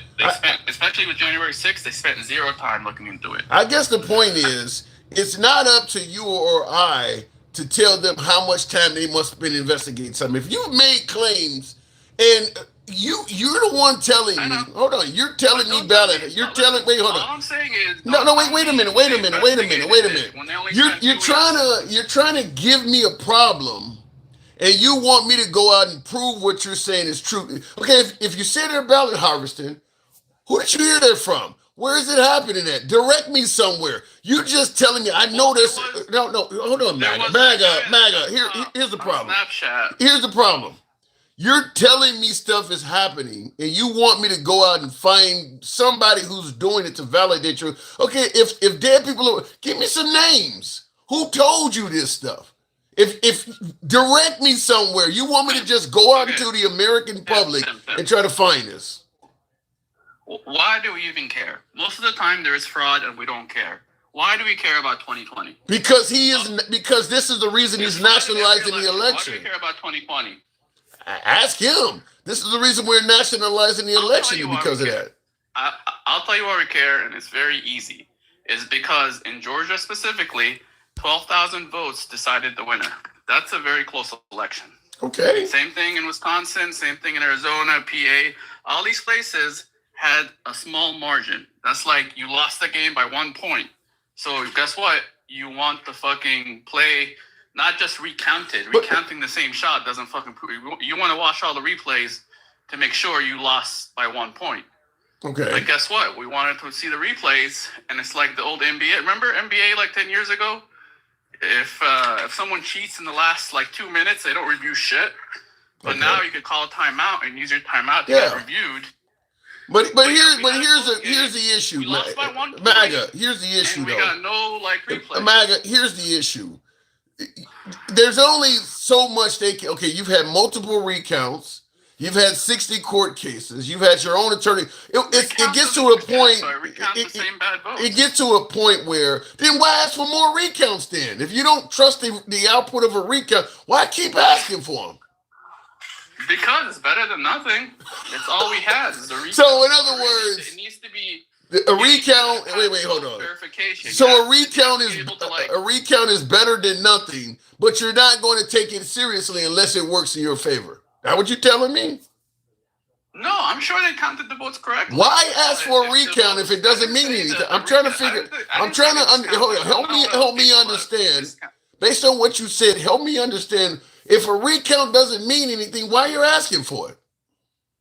I'm not asking for a recount. I'm asking for an investigation into the election. Recount also helps just in case it was miscounted. But no, I want an investigation into an election that's also 2 years. I don't want 2 weeks. I want 2 years. Okay. Look into it for 2 years. If they would have looked into it for 2 years, I would not be talking about this right now. Well, what I'm trying to figure out then, if you don't know what's going on, why are you telling people you won by a landslide? If it has not even been that's fucking Trump. That's Trump being a politician. That's not what I'm saying. I don't think he won by a landslide. So in other words, by 1 or 2 points. Right. I want to make sure those 2 points are legit and they're not fucking. So based on what you're saying, the guy who's challenging the credibility of the election is actually making statements like he won by a landslide that has no credibility. He's making statements that have no credibility while questioning somebody else's credibility. Because he's a fucking politician. He's doing his job. He's fucking, he's being like a cheerleader for his fucking team. Okay? That's not the same as an FBI person investigating it for 2 years and then telling us, that there's no cheating. So it's a president's job to say they won an election when there's no evidence to suggest it. So Biden should have said I won by a landslide last November is what you're telling me. Yeah, they should have both said it, and then the FBI investigates for 2 years, and they tell us the winner. So every election, fucking replay to be reviewed to make sure the points counted. Wait a minute, though. Not that crazy. Even the NBA changed its rules where you can review fucking plays now. So every election. Wait a minute. Let me make sure I'm getting this clear. Review the plays. Let me make sure I'm getting this clear. So every election, regardless of the result. Wait a minute. Hold on. Hang on.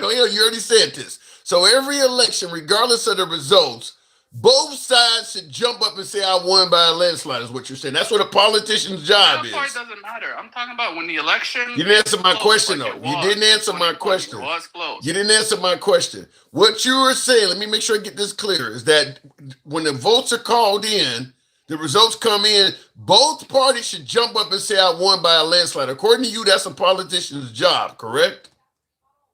Yes. They should always say that they're doing good and they're winning until you prove them wrong. Okay. But that has nothing to do with the actual score. I want the score to be reviewed. The score has come in already, Mac, and he's still saying he won by a landslide. Is that his job?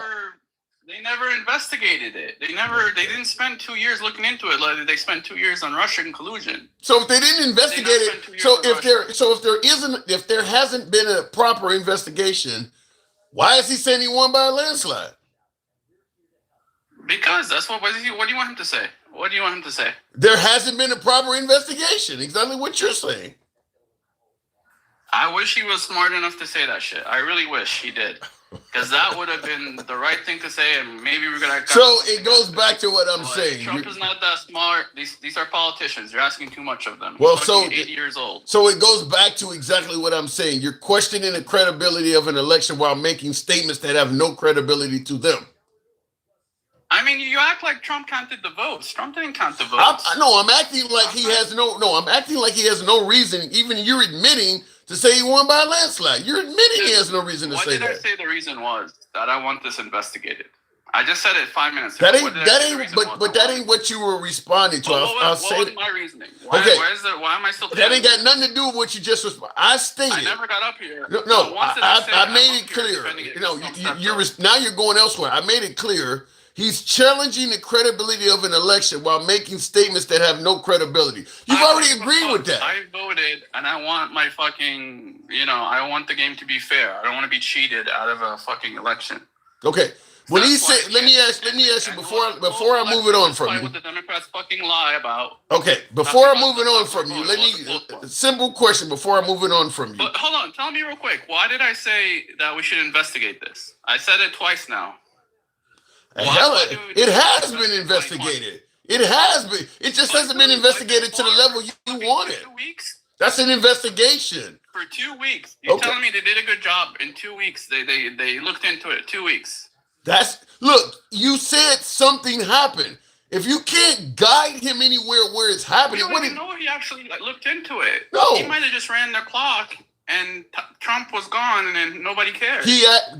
Attorney General Attorney General Barr stated that Trump's claims are bullshit. If you're saying dead people voted, give me some names of some people to check out. Not just expect me to drive all over the country. When did I say that people voted? When did I say that people voted? No, I've been on we talked about this a lot. Not once did I say that. I don't know what else to say, MAGA, other than the election was investigated. You wanted it investigated longer. For 2 weeks. Okay. We investigated it before, and he was gone in 2 months.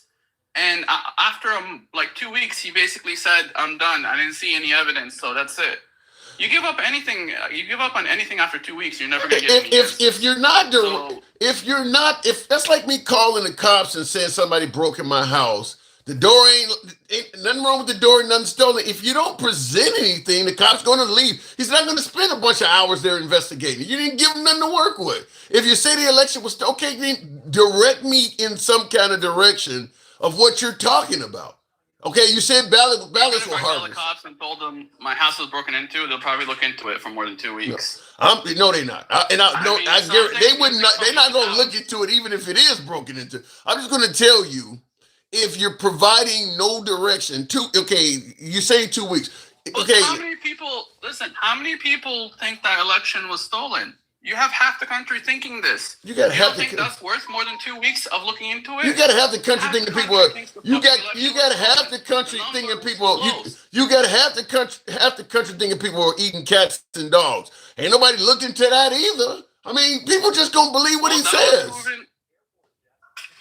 Again, that half the country did not vote on cats and dogs. Half the country voted for Trump. I gotta move it on, Mac. I gotta move it on, but I gotta move it on. But fact is, if Trump says something is happening, half the country is gonna believe it based on that's it. That's all he has to do is say it. I've never brought up what Trump said. Not once did I say Trump said it, and that's why I think it. I told you it's because it was a close election, because they only spent 2 weeks looking into it, and the time ran out, and Biden took over, and Biden was not going to look into it. Okay. So I mean, you didn't need to bring up. You don't need to bring up what you don't need to bring up what Trump said. The only reason people believe the 2020 election was stolen is because Trump said it. Without him saying that, this doesn't happen. That's a goddamn lie. You guys keep. I gotta go. I gotta go. Look, if 2 weeks is not enough, is 3 weeks enough? Is a month enough? 6 months enough?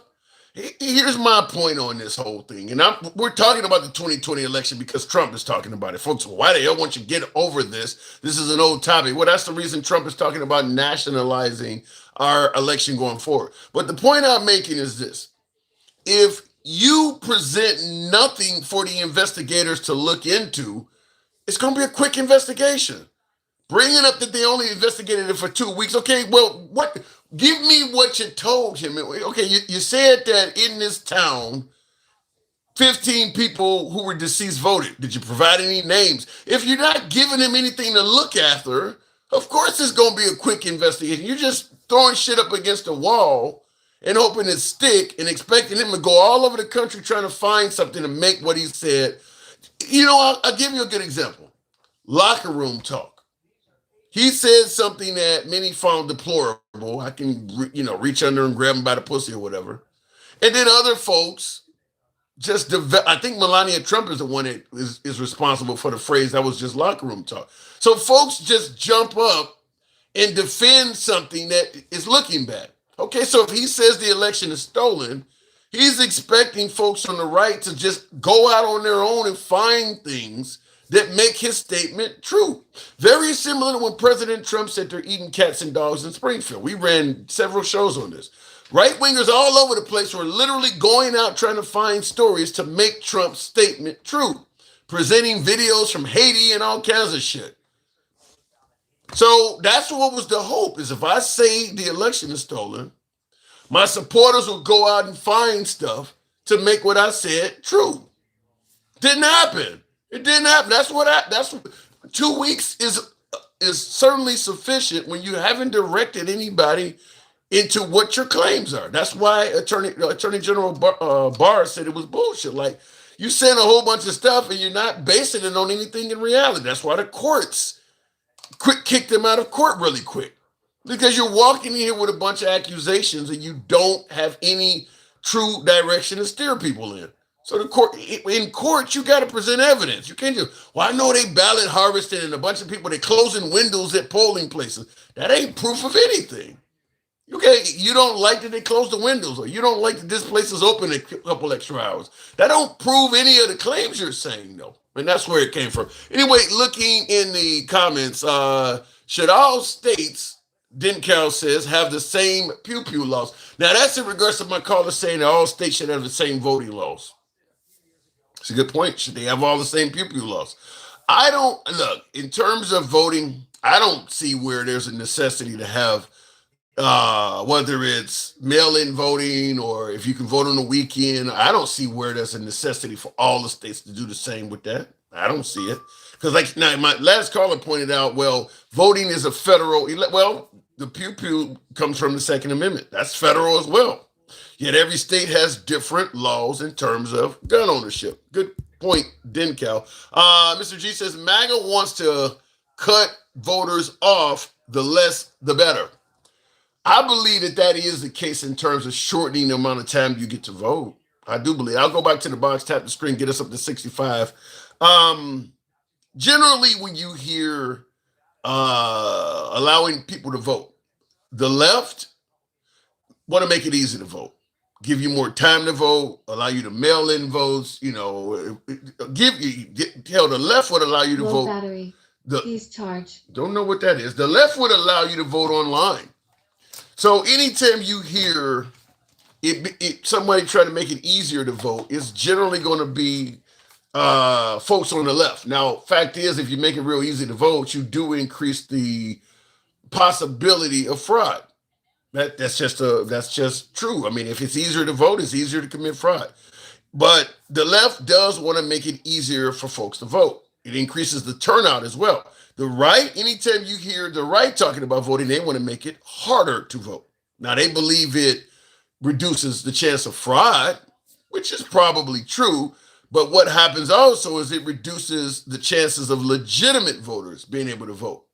Couldn't get the day off work, or I was injured and I couldn't get off the sofa, and they don't want anybody else being allowed to take my ballot in, or I'm an elderly person and I can't leave the house, and they don't want to allow me to mail it in. So you're reducing fraud, but you're also cutting legitimate voters from the rolls by doing that. But yeah, anytime it comes to elections, the Democrats, you hear somebody talking about they want to make it easier to vote, it's usually Democrats. You hear somebody talking about they want to make it harder to vote, it's usually Republicans. Looking in the comments, says Gas Pipe J. What? That's the hell of a name. Just release the files. That's all I want to see. It ain't gonna matter, Gas Pipe. I really don't. How many times do I have to say it's a 90-10 issue? 90% of Trump is good in the eyes of MAGA, great for the country. They are willing to endure 10% of them that they look. He may have done something wrong with children. I'm not going to throw him under the bus when 90% of the guy is great for the country. MAGA knows exactly how many voters they have as long as they get everyone in and out and cut everyone else off. It's free and fair. Yeesh. Let's hope it don't go that way, Mr. G. Let's hope it don't go that way. And last but not least, lost 60 court cases with no evidence, and that is true. That is absolutely true. Let me go back to the box. Who can compete against MAGA, says Big Boss?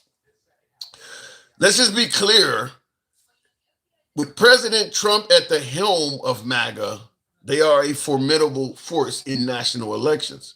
However, if the Constitution remains intact, Trump is done in terms of national elections. The point I'm making is, while Trump is a formidable force, and I don't know what liberal could go up there and be guaranteed to beat Trump, the next head of MAGA is not going to be as strong as Trump. J.D. Vance, Marco Rubio, Ted Cruz, you name them. Pete Hegseth, they don't have the same it factor, the same draw, the same way of speaking, being able to lead a crowd. They're not the showmanship. It's just not the same. I'm not saying that one of those individuals could not win, but none of them individuals is Trump. Trump to MAGA is enormously bigger than J.D. Vance. Trump could snap his fingers and make J.D. Vance a rhino tomorrow if he wanted to. Same thing with Hegseth. You see what he did with Marjorie Taylor Greene. He can get rid of any of them folks. Nobody can get rid of Trump in the eyes of MAGA. Nobody can.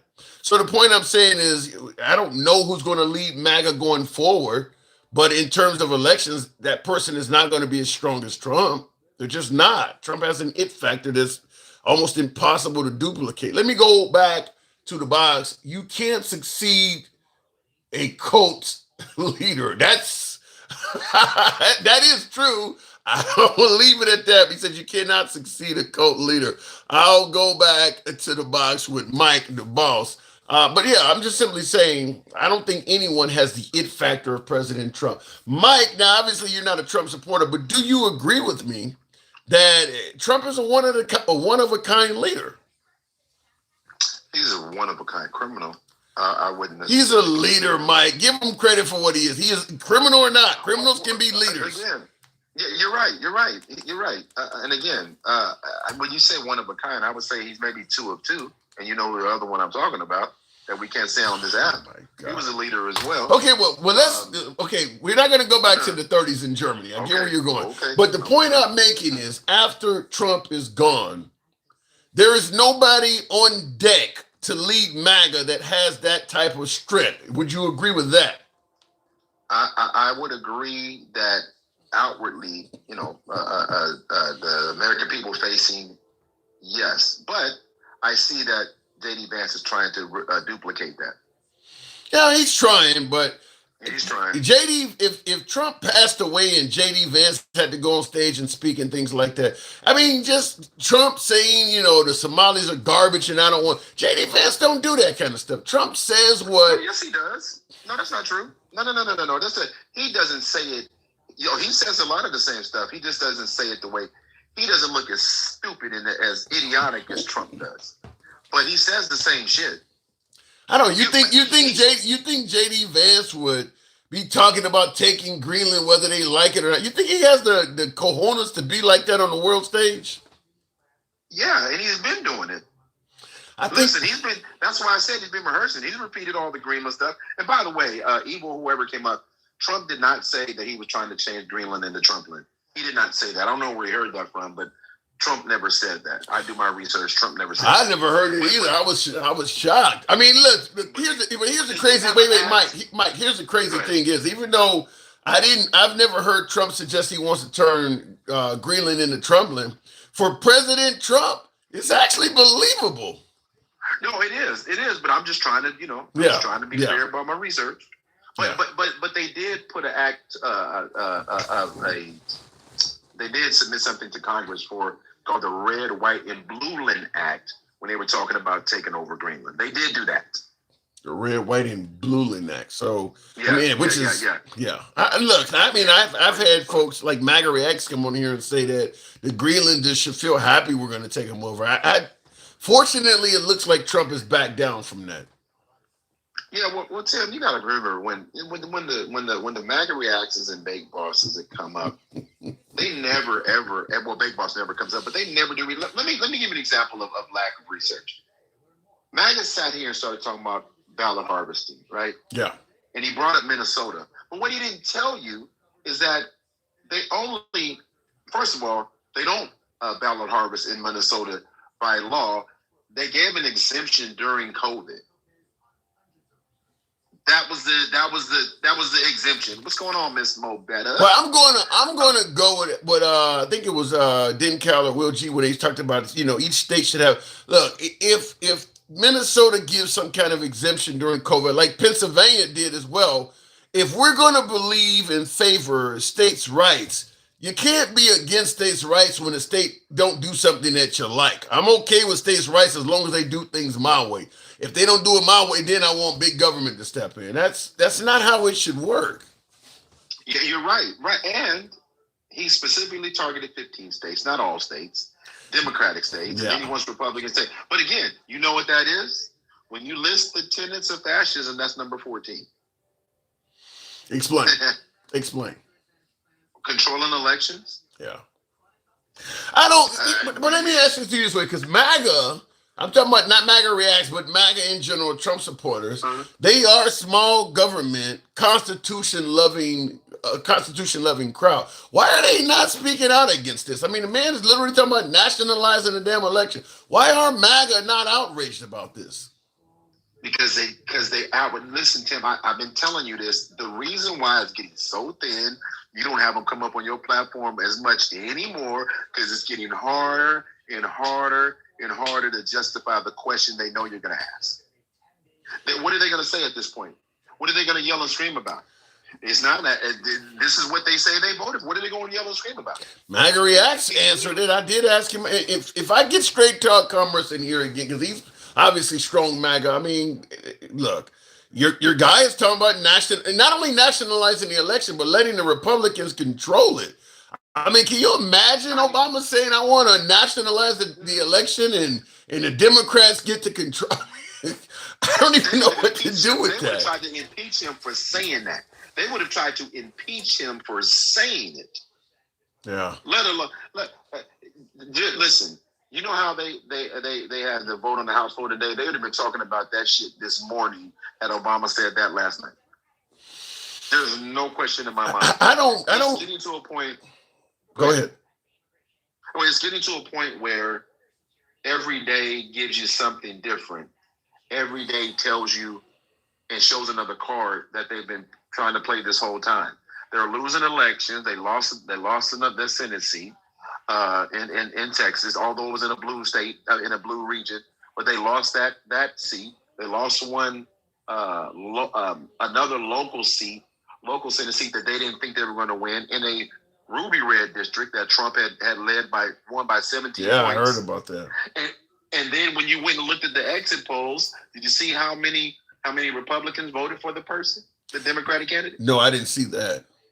60%. Wow. So there's no energy behind the Republican vote right now. Say that one more time. There's no energy behind the Republican vote right now. Because they're not, and again, all of this we're winning is not, they can say it all they want. This is like WWE, but I told you that. Wait a minute, but no, I disagree. They are winning. Well, let me clear it. He's winning, but as long as he is winning, MAGA feels like it's a victory for them. You know, I always make it the comparison to a sports team. I'm a Chicago Bears fan, and when the Bears win, I say we are winning. Now, it doesn't affect my life at all. The price of groceries for me is not going to go down after a Bears victory, but I feel like I'm winning.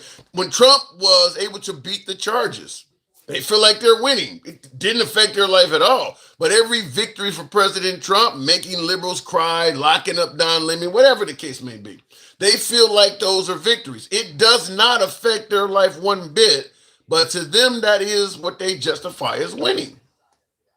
Right. Those are their feelings. Those are their feelings. Yeah. These are, again, I'll say it again. These are the same people with the snowflakes and the betas and all of that shit. Now they're in their feelings. And like I told you before, I've never seen somebody win so much and cry so much at the same time. Never seen it. Well, I mean, these aren't even tears of joy. These are tears of anger. Like they're angry about their victories. Well, they're angry. They're also angry. They believe the liberals are trying to destroy the country. They believe Biden let in a whole bunch of dangerous people that are committing fraud and taking our resources and actually injuring and hurting American citizens. They believe they're pissed off that the Democrats let the country get fucked up so bad. That's their point on it. I know, and on all of those points, they're factually incorrect on all of them. Really? You don't think Biden? Wait a minute. Wait. You don't think Biden did screw up in some areas? Certainly with border control. You think he was securing the border properly? I think that he was securing the border by the design of the law. You and I have this conversation all the fucking time. The funny part is the border was closed. The border was closed from 2020 all the way to May 2023, right? Based on Title 42. Yes. Okay. If you say so. Yeah. So when they talk about the amount of undocumented immigrants or illegal immigrants that came in the country over the 4 years, that in its face value is not even true. Because from 2020 to 2023, it was Title 42 and it was closed. Well, I'm going to say it like this. Tim, is that a fact? Is that a fact? I don't think. I think the fact doesn't matter in this case, Mike. I'm going to tell you something. When it comes to voting, let me explain it to you what I'm saying. I know it sounds ridiculous to say facts don't matter, but fact is, huh? Yes. It sounds. I'm going to admit it. I'm going to admit it sounds ridiculous, but give me a moment to clear it up. The point I'm making is when it comes to voters, perception is reality. President Biden was also saying the economy was bouncing back and doing very well. If your perception is that when I go to the store, I can't afford to buy shit, that's your reality. It doesn't matter what he's talking about, because Trump is trying the same shit now, talking about how great the stock market is. And I got a friend of mine that is, wealthier, and he talks about purchasing gold, and that stuff is irrelevant to the average working American. So, yeah, perception is reality. It doesn't matter how great they tell you something is, or in Biden's case, how secure the border is. If people see caravans and people laying all around in their cities and shit like that, for them, the reality is the border is wide open. Again, Tim, so by that logic, when they look at the economy today and they tell themselves it's better when it's not. Yeah. So I'm using the same fucking logic. And it's working. But here's again. So what does that say about the people? Because it is what it is. If you're saying the facts don't matter when Biden was in office, and now you're saying the facts don't matter when Trump is in office, what does it say about the people? Let me just ask you something. Let me tell you something, Mike. I'm going to answer you. I'm going to answer you, but I'm going to give you a memento. I remember being a young lad, and you go outside and you're playing ball. I remember somebody threw a fastball to me, and I missed it, and the ball struck me on the side of the head. Ended up getting a hickey and all of that shit. Went in the house crying. My mom gave me a kiss on that boo-boo, it felt better. It's just that mom put her hands on my. The pain was still there. Felt the same. It was still throbbing the way it did outside playing baseball. But because mom touched me, I felt. Fact is, whether we're talking the economy, whether we're talking the border, whatever the case may be, if Trump touches it, for MAGA, it's just like when my mom put her hand on my head. It's the same thing.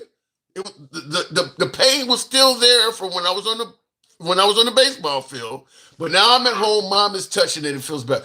The same economy. It could be the same border, whatever the case may be. But now you're in the house and Trump is putting his hand on it. That it feels better. The perception is it's better.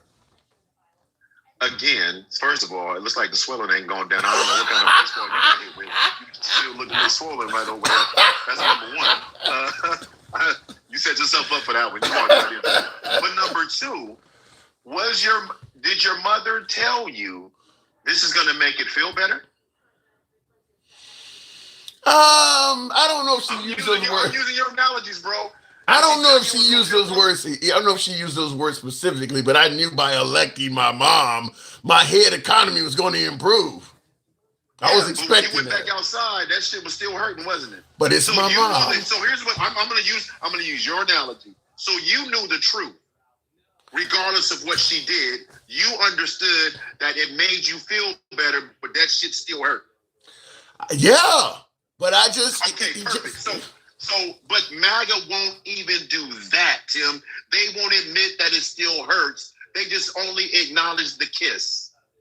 That's what I'm telling you. Wow. Yes, you see how I blew your shit back up in your face like that? I appreciate that. I think you did a good job. You did a good job. But that's the point I'm making is perception is reality. But I understand. But you can't combat that when we're having these discussions because those are feelings. When they think the economy's bad under Biden, and it wasn't what they said, the border wasn't what he told them, the border wasn't what they said, they can't prove to you that caravans of people came across the border, and they talk about they can. There's photos of that, Mike. I know there's photos, but a lot of those photos were from 10 years prior to that. You know, and I know that they used a lot of imagery that had nothing to do with the border with Biden. You and I both know that. You know what I'm going to say in Trump's favor? Something he's still doing to this day. He talked to the people more. I mean, if Biden had came out there and was actually upfront about a lot of things we're talking, because there are some areas where Biden took a bad rap. And it's simply put because he left the narrative up to the Republicans and Trump. And anytime only one person is in your ear, they're going to get all your empathy and understanding. The other person ain't there. Like Trump, today he just had another press conference, obviously opening the government up. He talks to the people significantly more than Biden has. And that actually works in his favor. It works for the dumb motherfuckers. Just because you're talking more doesn't mean that you're a better person or you're better at what you're talking about. I think it works. Let me give you an example. MAGA Reacts comes on your show every fucking day. He talks every single day. You bring him up and he talks. You can't sit here with a straight face and tell me he talks and comes up every day, which means he knows what the fuck he's talking about when he comes up here. Well, the man has a lot to say. Well, exactly. That's my point. Just because you're talking doesn't mean you know what the fuck you're talking about. No, but if you got an audience of people that believe you, it helps. And real quick in the comments, Joseph Miller says, MAGA Reacts loves being an asshat. Also, didn't Trump admit he lost? He did admit he lost. He actually did, but he obviously has backtracked on that several times. But he did admit that once or twice. He has admitted that. But listen, do you not agree, though, Mike, that there is validity or there is power in talking to the people, even if it ain't true, but getting out there and talking to the people? Well, clearly it works, which is sad. I mean, if you really think about it, yeah, it works, and it's sad, and it tells a lot about the history in this country where Donald Trump said it. The one thing he loves the poorly educated because he knows he can tell them things in 3 or 4 words, and they run off with the shit. He's the first president with the slogan like he has, right? Since the 30s, but we know how that. Anyway, I mean, Central Ronald Reagan. Yeah, so at the end of the day, but wait a minute, wait. What is wrong with the slogan? You want to make America great? Is there anything wrong with that? That's actually. Yeah, until you look at the history and the origin of where it came from. Yeah, but maybe he's not trying to take us back to 1930s Germany. You don't think, do you? Sure he is. Sure he is. I told you all the 14 tenets of fascism. He checks every box, and he just spoke about one on TV about the elections. How much more of this do you want to actually ignore before you say it is what it is? And here's the thing, Tim. I'm going to say this. We talk about, he's already showed us Minnesota wasn't about immigration. It was about the voting rolls. Yes. All right. We can say that, right? We can agree with that when he started talking about voter rolls. Yeah, we can agree with that. Can we agree that Venezuela wasn't about boats? It was about the oil because he told us. I ain't heard nothing else about fentanyl since he got the gold or got the oil. So yeah. I heard shit. Exactly. So my point is, and if you go to Project 2025 and look at page 174. When they start talking about the Western Hemisphere, everything he's doing, every one of those countries is listed right there. Just all you gotta do is just go and read it. That's a hell of a receipt when you come on here with the motherfucking page number, Mike. God damn. Are you in court? I mean, shit.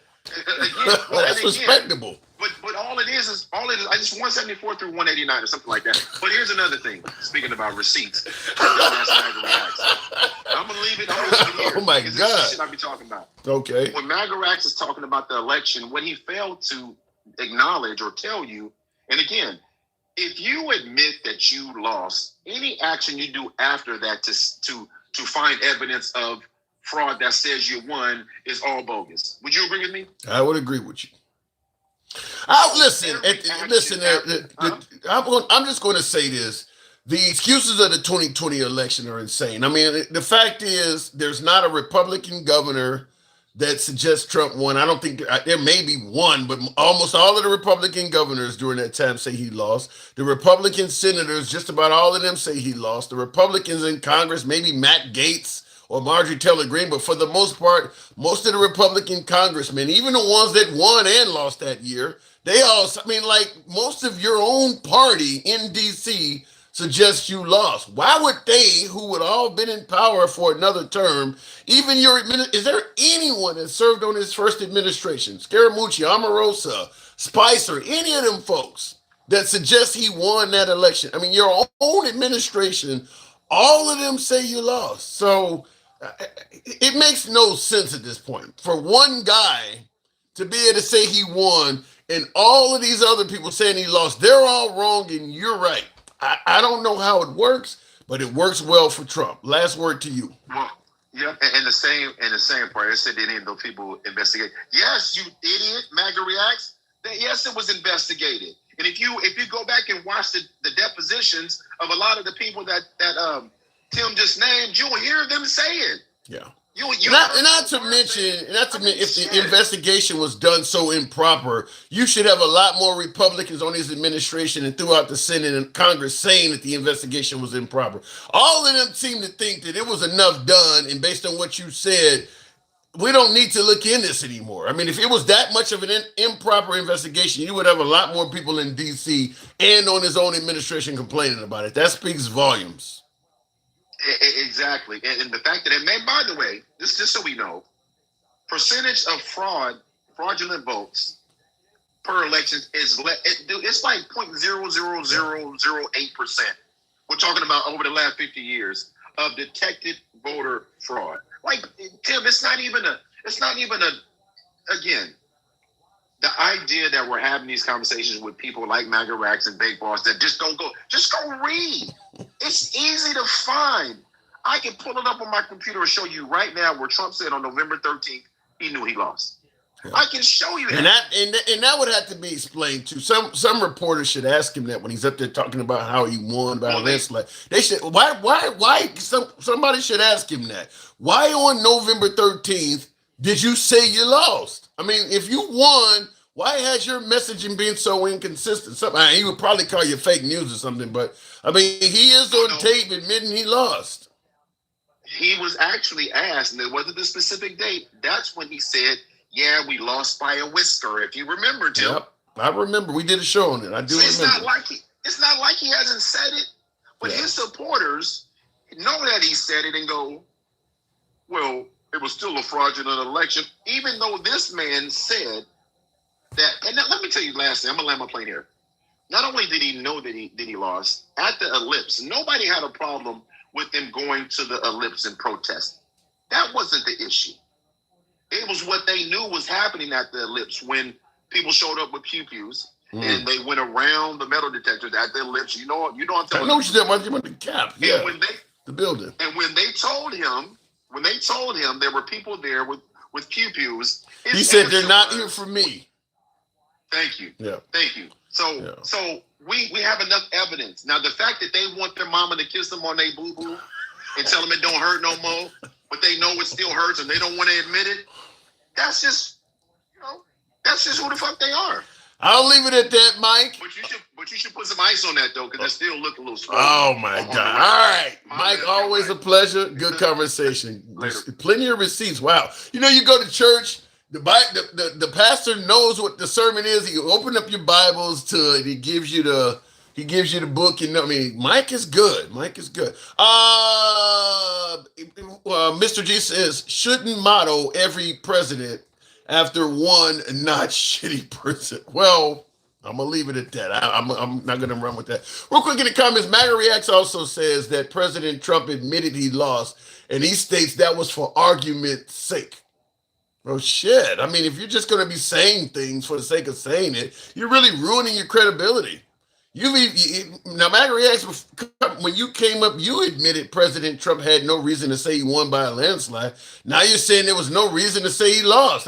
Shit. At what point does your credibility go to shit? You're on record saying you won by a landslide, and you're on record saying you lost the same election. At some point, it does become laughable. If you think you won, stick with the fact you won and be consistent about it. Well, I just decided to say I lost for argument's sake. Really? And I see in the comments, Deuce says they wouldn't believe Jesus. I don't know if that's the case, but I will say that Trump has an it factor like no one else. This is why I keep suggesting, and tap the screen, by the way, get us on up to 80,000. We can make that happen. Let your thumbs not be lazy. By the way, folks, if you favor open dialogue from all sides of the aisle, that's the type of program we run here. We don't block, ban, or censor anybody. You can be critical of anybody on this program, including yours truly. We're MAGA friendly. We're going to stay that way. Always have been, always will be. If you favor this type of programming, feel free to follow the program if you're watching on TikTok, Facebook, or Instagram. Give your boy a sub if you're watching on YouTube. Subscribe to the program. By the way, it helps out the algorithm if you smash that like button. For my YouTube viewers, do so. Help your boy out. Smash the like button. Doesn't cost you a cent to do that. Smash that like button. Biden and Trump are two different styles. That is absolutely true. They're on different sides of the party, but Biden is a traditional politician. Trump is something we've never seen before. So big difference between Biden and Trump. Big difference between Trump and everybody. Trump and Reagan, Trump and Bush, Trump and Nixon, Trump and you name it. Trump is different than every politician we've ever had. For instance, how many presidents will get a judicial order and just say, fuck it, I'm not going to do what the judge said do? That ain't something you've normally had. Which also is concerning because in the 2020 election, in the midterms coming up in 2026, that's likely to become an issue as the Trump administration starts trying to, as he says, nationalize the election, doing things that the judges and courts may go against. If he just says, fuck the courts, I'm going to do it anyway, like ICE has been doing, putting people on deportation flights and, a lot of things that ICE has been doing. They've been told you can't do this by a court of law. And fuck it, we're going to do it anyway. So I don't know if we've ever had another president that just says, fuck the law, I'm going to do what I want to do. So that could be something to be on the lookout for in the near future. By the way, tap the screen, get us up to 80,000. Looking in the comments, Y Rug says, get the fuck out of here. Well, unfortunately, we got another few moments of a show to run here. Lots of brainwashed haters in here. Yikes. Check out the Panama Papers. Yes, we've absolutely had presidents that said, fuck the law. Okay, are you happy to have one now? Let me know. Is it good to have another one in there? You're kind of guy, says Billy Wap. Okay, I don't know what you mean by that. Because presidents follow the law, dictators don't, says Further Great. Yikes. Good afternoon, Damian Davis in the comments there. Appreciate your input and your support of the program. Tariffs will raise 5.2 trillion in new revenue over the next 10 years, even after accounting for reduced import demand due to higher prices. I, Look, I'm no financial analyst, but the idea that tariffs are going to raise $5.2 trillion in only a decade, I'm just going to say this. Why are none of the financial analysts agreeing with that? Even the Charles Paynes of Fox News say that's not true. And you don't hear financial analysts suggest that we can just tariff our way to glory. You kind of wonder if we could, why we haven't done it already. You think Trump's the first president that is financially oriented? I don't think that 5.2 trillion number is going to happen. I just go on record and say that. I think that either they're going to impose reciprocal tariffs on us so that we end up paying those tariffs, or some countries are just going to find other people to trade with, leading us to lose that relationship altogether. But the idea you're going to just tariff your way to glory, well, we can just increase the tariff by 40, 50, 60% on this country. Ain't shit they can do about it. That's kind of the way Trump has been operating. We can just get rid of Maduro. Ain't nothing Venezuela can do about it. We can just take over Greenland. Ain't nothing they can do about it. Well, some countries have shown we can do something about it, such as Greenland. Canada is now doing business with China.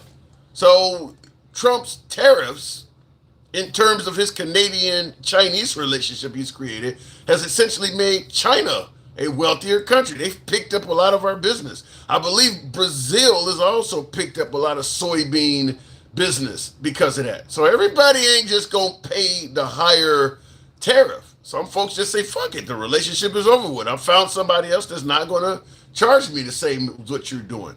Or they're not going to treat me the same way you're treating me. Or, look, when I was dealing with the United States, you guys were charging a tariff that gave me an advantage. I was paying you guys 5, 10, 20% less than everybody. Now that you've made your tariffs competitive, I don't see any reason to give you preferential treatment anymore. This other place is talking about giving me a discount. So I'm over. You're going to hurt the relationships. There's no doubt about that. So we'll see what ends up happening, though. Hump Cuttings. Trump was named over 38,000 times in the Epstein files. In regards to him, his family and businesses, and you weirdos still support and believe him. I don't know about the weirdos comment, but I agree with the believe him comment. And before I go back to the box, simply put, there is no one on earth. Now, we can talk about God and Jesus, but on earth, another man that can convince MAGA that Trump is wrong and that person is right. I ask this question all the time to MAGA. Let's say Trump actually did something wrong, committed a genuine felony. And he was saying he didn't do it, like with Epstein or like with the election. He is saying, I didn't do it, they're lying on me. Let's say he actually was guilty, though, and he was saying he didn't do it. Who could tell you he's guilty and you would actually believe him? If he's saying he didn't do it, that's what we're going to go with. That's my opinion. If Trump is saying he didn't do something, MAGA's going to go with believing him. Think about who would tell you Trump committed a major crime, whether it's the Epstein files, the election, or something. It's going to be the Justice Department. It may be Homeland Security. It may be the NSA. It may be the CIA. Maybe the FBI. That's who would be responsible for telling you Trump did something. He can easily convince MAGA that the head of any of those organizations has been taken over by the deep state or working for the left, and they're lying on him. So the fact is simple. If Trump does something wrong and he's telling MAGA he didn't do it, there's nobody standing that can convince them otherwise. Unless you have actual 4K video that can be verified that it's not AI, it ain't going nowhere. And that's almost impossible to get. So there is essentially no one that can tell MAGA that Trump did something wrong and get them to believe it. And now in the comments, William says proof. Now with AI, you're not going to believe any witness. So anybody that says I was there and saw him doing it wrong, he's going to convince you that witness is lying. AI has made it so you can't even believe a lot of things you see on screen. Let me just say it this way. The bar of presenting proof to MAGA is so high, you would likely need to have an astronaut climb up and reach it. I mean, it is so, you're not going to, if he's saying he didn't do it, he didn't do it. There's nobody going to convince you otherwise. The bar of proving that Trump is guilty to MAGA is so high, you're just not going to achieve that. If you dislike Trump, you do not have to be here in the U.S., says Richard Amiris, I think it says. So in other words, if you don't like Trump, why the fuck are you in the United States? Your citizenship to this great nation is dependent on whether you like and respect President Trump. You don't like the guy, get the fuck out. He is that special, says Richard Ramirez. Anyway, looking in the comments, the Heritage Foundation uses Trump's popularity to get their agenda done. And he has some very strong popularity. Handsome, good evening, handsome conservative. God could come down from heaven and show them, and they still won't believe God. God is AI, Pooh Bear. Handsome conservative, good evening. Hey, can you hear me? Loud and clear, sir. Good to have you on. All right, thanks for having me up. So, nationalizing... Question. Okay, you got a question for me? No, I said go ahead and ask your question. Nationalizing the elections, says President Trump, Republicans in control. What say you? I think it's a good idea. Explain. However, and I want to say this, I don't care if it's the Democrats that do it or Trump does it. I don't care. I think it's a good idea to have it nationalized. So if Obama was in there, or Kamala Harris or Biden, and they nationalized the election with Democrats in control, you believe that's a good idea? Everybody but Kamala Harris. That woman is crazier than a pet coon. What's wrong with Kamala Harris? You know what bothers me about her is that she couldn't win the election when she ran on her own. She didn't win. She got placed in as vice president. She didn't earn shit. And then when she did run, she tried to get all these celebrities to endorse her, and that didn't affect anything but get her kicked out even faster.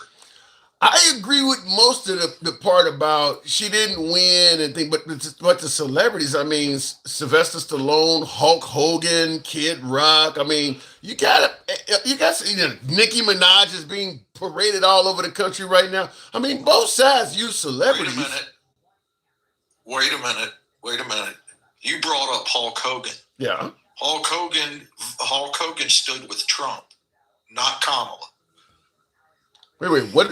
No, what I'm saying is you're holding Kamala Harris accountable for using celebrities to support her. I'm saying that the right does the same thing. Okay, well, I'll just say this. She did it to an extent that I noticed.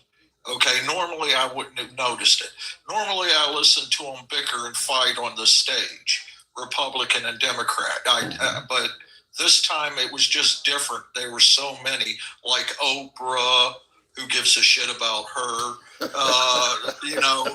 Well, let me just say this, handsome conservative. There, simply put, there's a lot more celebrities that favor the left than they do the right. I mean, so you're going to get a lot more because your policies are not. I mean, like there's a lot of LGBTQ, and you guys are not big fans of a lot of different ways of life. I mean, Muslims and all that. There's going to be a lot more celebrities that go left because you guys have a more restrictive way you believe people should live.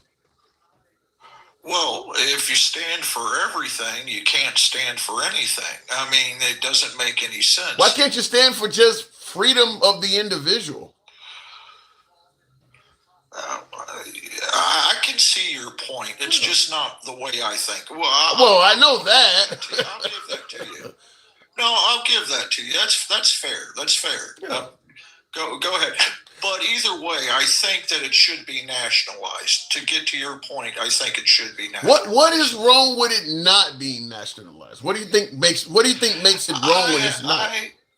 I have been watching the elections since well before Reagan. And there is always a problem, whether it's the right or it's the left. There's always a problem. It needs to be fixed. I don't have the answers. What kind of problem? Fix it, but it needs to. You say there's always a problem. First question I'm thinking is the problem validated or is it fabricated? Now, you said there's always a problem.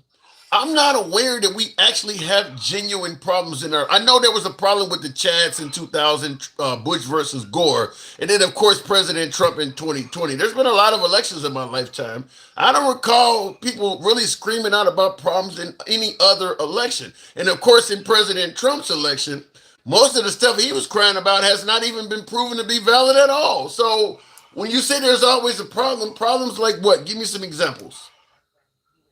Okay, and I'm just using this as an example. Sure. I mean, I can't prove whether it's true or not. Okay. But I would turn on MSNBC, Fox News, CNN, just to see what they were talking about, what was going on during the elections. Not just this last one, but usually. Okay. You know. And there's always this, there's uncounted ballots, there's ballots that's being found, and there's it's just small stuff like that throughout. How would nationalize? I'm curious. States. How would nationalizing the election stop that? I don't know, but I do know something needs to be done to fix that. We got to find a way to fix. I'll tell you how you can fix it. I'll tell you how you could actually fix it. Technology has evolved to the point where they have face scanners and they have fingerprint scanners where it's far more difficult to, because right now the Trump administration is promoting you should have an ID to vote. Fake IDs go back as far as IDs themselves. You don't hear too many people faking out a face scanner or even a fingerprint scanner. You go down to your library to vote. There's a computer sitting there. You put your fingerprint on the screen. You stare into a camera for face recognition. That is your ID. That ID is actually more secure than the driver's license or whatever the piece of plastic you walked in on. To me, if you've done that, Okay, but go ahead. Okay, I apologize for interrupting. No, you're good. You're good. You're good. Go ahead. Here's the problem with that.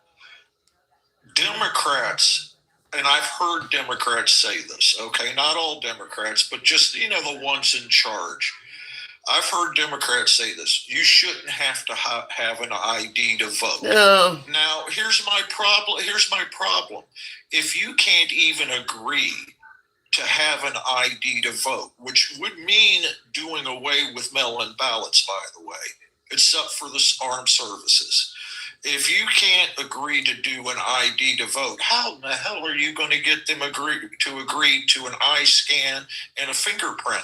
That's You're going to have the problem of people coming up and saying, I couldn't vote because I couldn't make it in. That's a good question. That's a good question, and we discussed that in the monologue. Fact is, handsome conservative, all across the aisle, the belief is overwhelmingly favorable to requiring an ID. Even when the Republicans, the polls suggested 95% of Republicans favor requiring an ID to vote. I think it's about 70 some odd percent of Democrats. Even amongst Hispanics and African American Democrats, it's greater than 50%. So the idea that, most Americans on the left don't want an ID, that's actually not true. You can find a few idiots to say, no, you shouldn't have an ID. But overall, most Democrats agree with you. And that includes yours truly, because I don't see any reason for a full-grown adult to be complaining about not being able. An ID is so cheap and easy to get. To get a state ID, that's ridiculous to say you can't You understand that would do away with mail-in voting. I'm not listen, I'm not a fan of getting rid of mail-in voting. I would suggest, okay, if you want to require an ID, then that person has to send in a copy of a notarized or some kind of copy of their ID when they vote. I don't see. But you just said that they needed a fingerprint and an eye scan. You can't have it both ways. You actually can have that. An eye scan. You actually can have that equipment at your home if it's certified. Okay, we can send out this equipment to your home, and at a cost of whatever the case may be, or you have to send it back and there's a cost, whatever. There are still ways of doing that. There are still ways of doing that. But to me, a fingerprint scanner, huh? That proves that I'm older than shit because I didn't know that. Yeah. But go ahead. I mean, you could even have in your local area, if you got somebody a sworn election officer, if they want to volunteer, I'll drive out to your house. We got a government approved laptop, and it actually has the fingerprint scanner and face equipment on it. You can put that on a computer. This person is a sworn member of the election. So they're trustworthy. They come out to that voter's house. I mean, it doesn't take but 5-10 minutes. Problem. Yeah. What's the problem? I see one problem, and this may or may not surprise you about me, and there are other people like me out there in the country. I don't own a computer. You don't need one based on as much as a laptop. What I just said, you don't need a computer. I just said you could have volunteers in your community if they are sworn polling officers. If you don't have a computer and you're disabled or something like that and you need to vote, we'll have a volunteer, a sworn officer, drive out to your house. They have a computer. They have the equipment. They'll come to your door and you can put your hand on the fingerprint scanner. And there would be no way for them to see your vote, right? Your vote would be private. They couldn't look at who you voted for. Yeah, if that's the case, I'll go along with you. Yeah. If that's the case, but I'm just saying, Tim. I mean, with respect. We need something. And I would also add because I see in the comments Bligdo P or something, I can't pronounce the name, but somebody made a good point. Your average iPhone can do this stuff. I mean, the facial recognition and this fingerprint scanner on the iPhone is so secure that ICE can't even get into that shit without you need that person. Your typical smartphone has fingerprint recognition and facial recognition already on it, and it's secure enough that they can't get in it. So yeah, you want to know why? You want to know why iPhone's secure? Because it's made in China. Whatever the case There's nothing America about it. Whatever the case may be, but the point I'm making is that is far more secure than requiring a plastic ID that anybody can print. The problem is, though, if you use fingerprint scanners and facial recognition, it would make it easier for people to vote because that equipment can. I don't think it's necessarily just about ID hands are conservative. I think the right don't want high voter turnout. So they're just trying to do different things here and there to make the turnout less. If there is a secure way, but more people are going to vote using that way, they're not a fan of it. I don't think it's about security. I think it's about limiting how many people vote. Like I said to you before, it doesn't say Republican at the end of my name. It says conservative. I got conservative values. I like to think for myself, and you bring up a good point. All I'm saying is something needs to be changed, and if you're willing to meet me halfway on that, then I'm willing to do the same, 100%. You bring up a good point. Yeah. So I'm going to hand it to you. Thank you. But here's one thing I really wish, because this is coming more from your side than the left. I really wish if there's so much concern of fraud that we could produce a lot more cases of fraud taking place. I'm not saying in a country of 350 million people, some people don't cheat, but nothing is going to be perfect. Even with all of the stringent ways they use to create money, there's still a few people that can make fake bills. I mean, if you're trying to have an election where 0 people cheat, you're going to be chasing that forever. But overall, I don't think there's widespread fraud happening in our elections. Otherwise, they would be proving it. There is a way I know of and don't ask me to get technical on it, but there is a way I do know that you can fake a fingerprint scan. What do you want? You want a DNA sample? No, I'm just saying there is a way that you can fake a. I'm not saying an eye. How do you do that? How do you fake a fingerprint? How you take out? I watched it. I watched it on CNN once. They were doing this documentary about how they take a photo of not a picture, but a kind of a photo of your fingerprint, and they put it on a person's finger and they place it on the scanner, and it's reading the fingerprint that's been put on your. It's reading the other fingerprint, not yours. Here, I'm not saying I don't believe that. Here's the problem, though. When you think of the fact that it's a felony, you gonna do all that to cast one fake ballot, or you gonna sit in the house doing that shit all day long? I mean, which each one of those is a felony, by the way. Honestly, I agree with you. It's stupid. My point wasn't that it would happen. My point is it could happen. I mean, and again, it might not be right. It was on CNN, for crying out loud. Yeah, but the point is, only the most technologically savvy people have the know-how to do so. I've heard of putting Elmer's glue on somebody's finger and then lifting the Elmer's glue off, which contains your fingerprint. And if you put that over your thumb, now you can. I mean, I know there are some scams out there, but when you factor in it's a felony. And if you decide, I mean, if you're going to cheat, it makes no sense to only cheat and steal one vote. That ain't going to. So you're going to want to do this with a few hundred votes. Each one of them is a felony. You can literally put yourself in prison for the rest of your life. It might not even change the election. Like I said, if you're willing to meet me halfway and do fingerprints and eye scans and shit like that, if you want to use the technology that's coming out to do that. Hey, I'll meet you halfway. I can even go one better for you. If you really want to be fraud proof, and I think this is ridiculous, so I don't think this level of fraud happening. But even if you really want mail-in ballot, I'm going to send you a diabetes kit. You're going to prick yourself in the finger, take the little stick, send that stick in so we can get the DNA test off your blood to make sure it's you. I mean, if you really want to go down there, I don't think there's fraud to this level, though. I think it's insane. I really think it's insane because I don't think it's fraud to that level. But if they really want to make it perfect, I suppose you could at that level, at the DNA level. Well, I think you might be taking me a little too far down the rabbit hole. I'm just saying, if you want to do what you suggested, I'm okay with that. Now, I mean that's meeting somebody halfway. I'm willing to do that, but something does need to be done, and I think you know that too.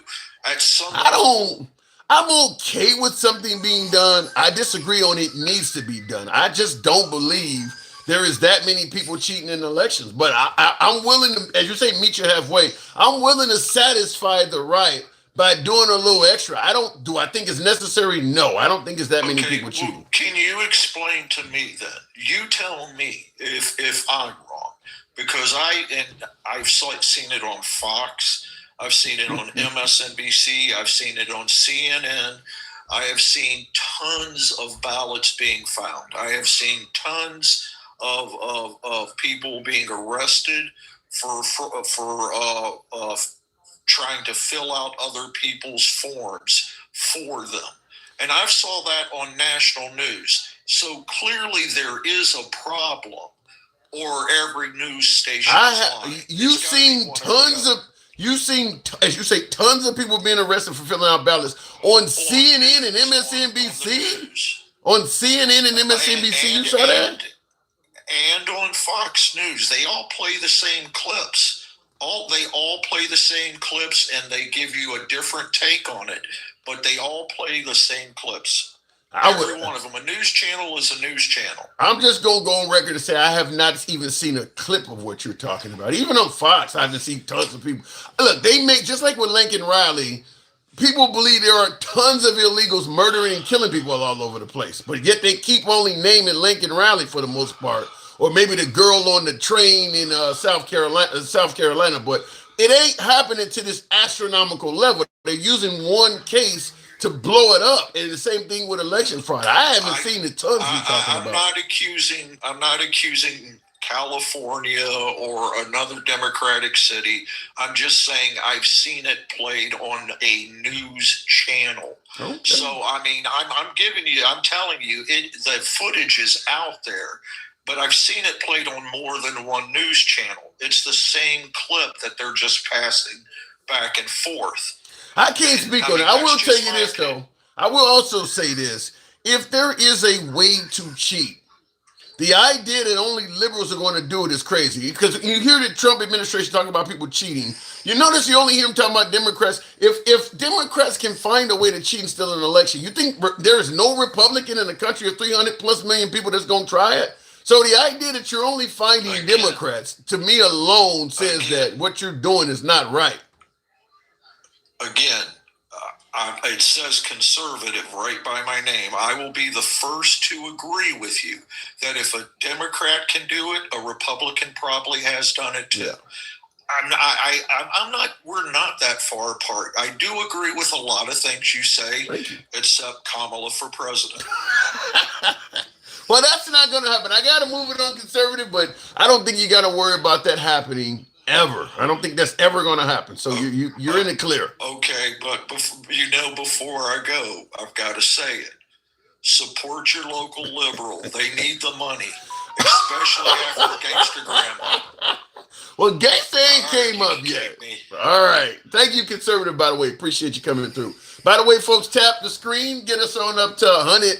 HUNNIT 120. Help your boy out with the TikTok cap goal. I haven't solicited that. Help your boy out, support the program. You know what we always say. No woman for president ever, says Gen X. I don't understand why so many folks on the right believe that a woman, any woman, we're not talking about Kamala Harris, but any woman should be president. Why do so many people on the right believe that? Do you think a conservative would support the Constitution? That's what they say. They say they support the Constitution. I'd support my local conservative, but they're on welfare already. Yikes. They don't need the money. They want the money. Everybody wants money. One isn't too many. Come on, man. 200 million. Look, like I said, when it comes to election fraud, if it was a ton of people, you'd hear them. I mean, you would see Trump on TV with cheats, talking about this guy cheated, this guy cheated. I mean, we're talking Lincoln Rally. How long have we been talking about Lincoln Rally? When did that happen? 2-3 years ago at this point? Trump is known for exaggerating stuff. That's the best way I can put it. Trump is known for taking something. Anytime Trump gives you numbers, if those numbers benefit him, expect those numbers to be exaggerated greater than what they are. Let's say, for instance, it was fraud in the 2020 election, which was close. And let's say he actually won. Well, he says he won by a landslide. You don't just say he won by a landslide. I mean, so you're going to get exaggeration from President Trump. So you have to take any numerical data from Trump with a grain of salt because he does exaggerate. And Louis Miguel says, you mean lie, not exaggerate. Portia Mac 68, appreciate the hat and mustache. Yeah! A few of you guys out there showing the program some love. Thank you very much. Looking in the comments, I've joined your fan club. Thank you, DJ Shake. The poorest states are Republican states. If they was good, why are they the poorest states? That's a legitimate point. Republicans focus on crime and nothing else. When you hear Republicans talk, it's always about how bad how poorly run Democrat cities are. Notice you don't hear them celebrating anything about Republican cities. Okay, if the Democrats are running their cities so bad, name a few of yours that are being ran well. They don't talk about those. They'll give you a few states. Well, Florida's doing all right. Blue one with the galaxy. Thank you. Thank you. Shout out to you. Appreciate that. Showing the boys some love. Appreciate that blue one base. You don't hear Republicans bragging about how well their cities are ran at all. And thank you, C. Osby. At all. So they're just criticizing the left, but they're not celebrating the right. Okay, if you're doing a better job, as one of my viewers said, why aren't you bragging about how well your cities are ran? But like, as I said, they focus on crime and essentially nothing else. They don't focus on poverty because Republican cities, as the viewer pointed out, are going to be on the bottom. They don't focus on things like infant mortality rate, even though that's still people dying. You don't have to get shot to die. There are other ways to die. The infant mortality rate is higher in Republican cities. Food insecurity, all of that stuff is higher in Republican areas. They don't. So to make the point, let's just focus on crime because that's higher in Democrat cities. But all the shit that's higher in our cities, we just won't talk about that stuff. Go figure. Anyway, looking in the comments, why you got a Trump hat behind you? Asked Hydras, because I do believe Republicans, conservatives, and particularly MAGA don't always get a fair shake in the media. You start talking about your MAGA, and a lot of people start tuning out, block banning, and censoring. Now that's changing, but that's the way it's been since Trump came down the escalator in 2015. So the reason we have the MAGA hat behind us is to let you know, regardless of the program, regardless of where the conversation goes, left or right or indifferent, you're always among those who are going to let you speak here. We're all about free speech here. This is a MAGA-friendly program. We're not going to censor you because of your opinion. It can be totally different than everybody else's.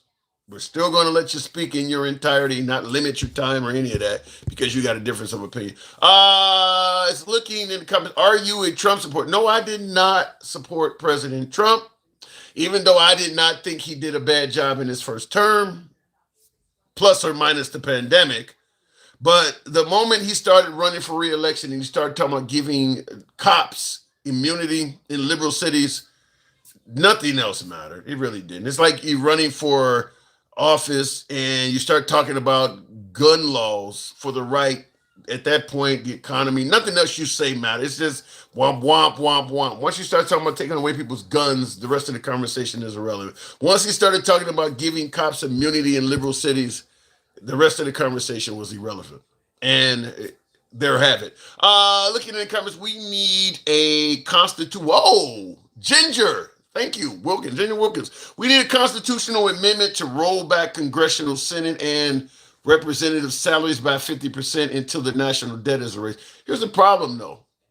In corporate America, we say if we try to limit CEO pay, if we try to limit how much the medical industry can make, it'll stifle innovation. They won't come up with as many cures and things like that. Why do you believe if you roll back how much the Senate and Congress are making, why doesn't the same mindset apply and suggest, well, you're not going to find really good politicians as much? They make a ton of money in the private sector. If you're going to say that they shouldn't have health care that's any better than ours, they shouldn't get a pension, and you start cutting off all kinds of shit, then they'll just stay in the private sector. Why would they come do a dangerous job where they could go out like Gabby Giffords or Ilhan Omar had somebody throw some? Why would you go do that if they ain't paying you shit? Travelman, one of my subs. Good evening. Welcome to the program. How many cures have they come up with, Tim? Bunches. Smallpox, syphilis, various cancers now, as long as bunches. There's a bunch of shit that's been cured. Humans just can die of a lot of shit. There's a whole lot of stuff that is preventative now, or you don't have to die if you just simply follow their orders. Travelman, good evening. Travelman. Tim, what's going on, bro? I'm in the trenches, man. You know how it is. I mean, the president talking about nationalizing the elections. What say you? Hey, first of all, it's been a long time since we talked, and based on what Michael was saying, I can see that hickey. Okay. What am I saying this so far? You gotta elaborate on that. What am I saying? What am I missing? Where am I missing the boat? About Trump? Yeah. Or the hickey? Well, the hickey means I got hit on the head and I'm missing something. Listen. Hey, man, but look here. Bruh, what the hell is going on? Okay? Well, number one, that's in the Constitution. Okay? That's number one. Number two. Constitution may have gotten it wrong there, Travelman. Maybe the Constitution has gotten something wrong. Hey, they go by the Constitution for everything else unless it don't fit their need. Now, my question to that is, okay, I'm assuming that most of these states he want to go in and nationalize the election.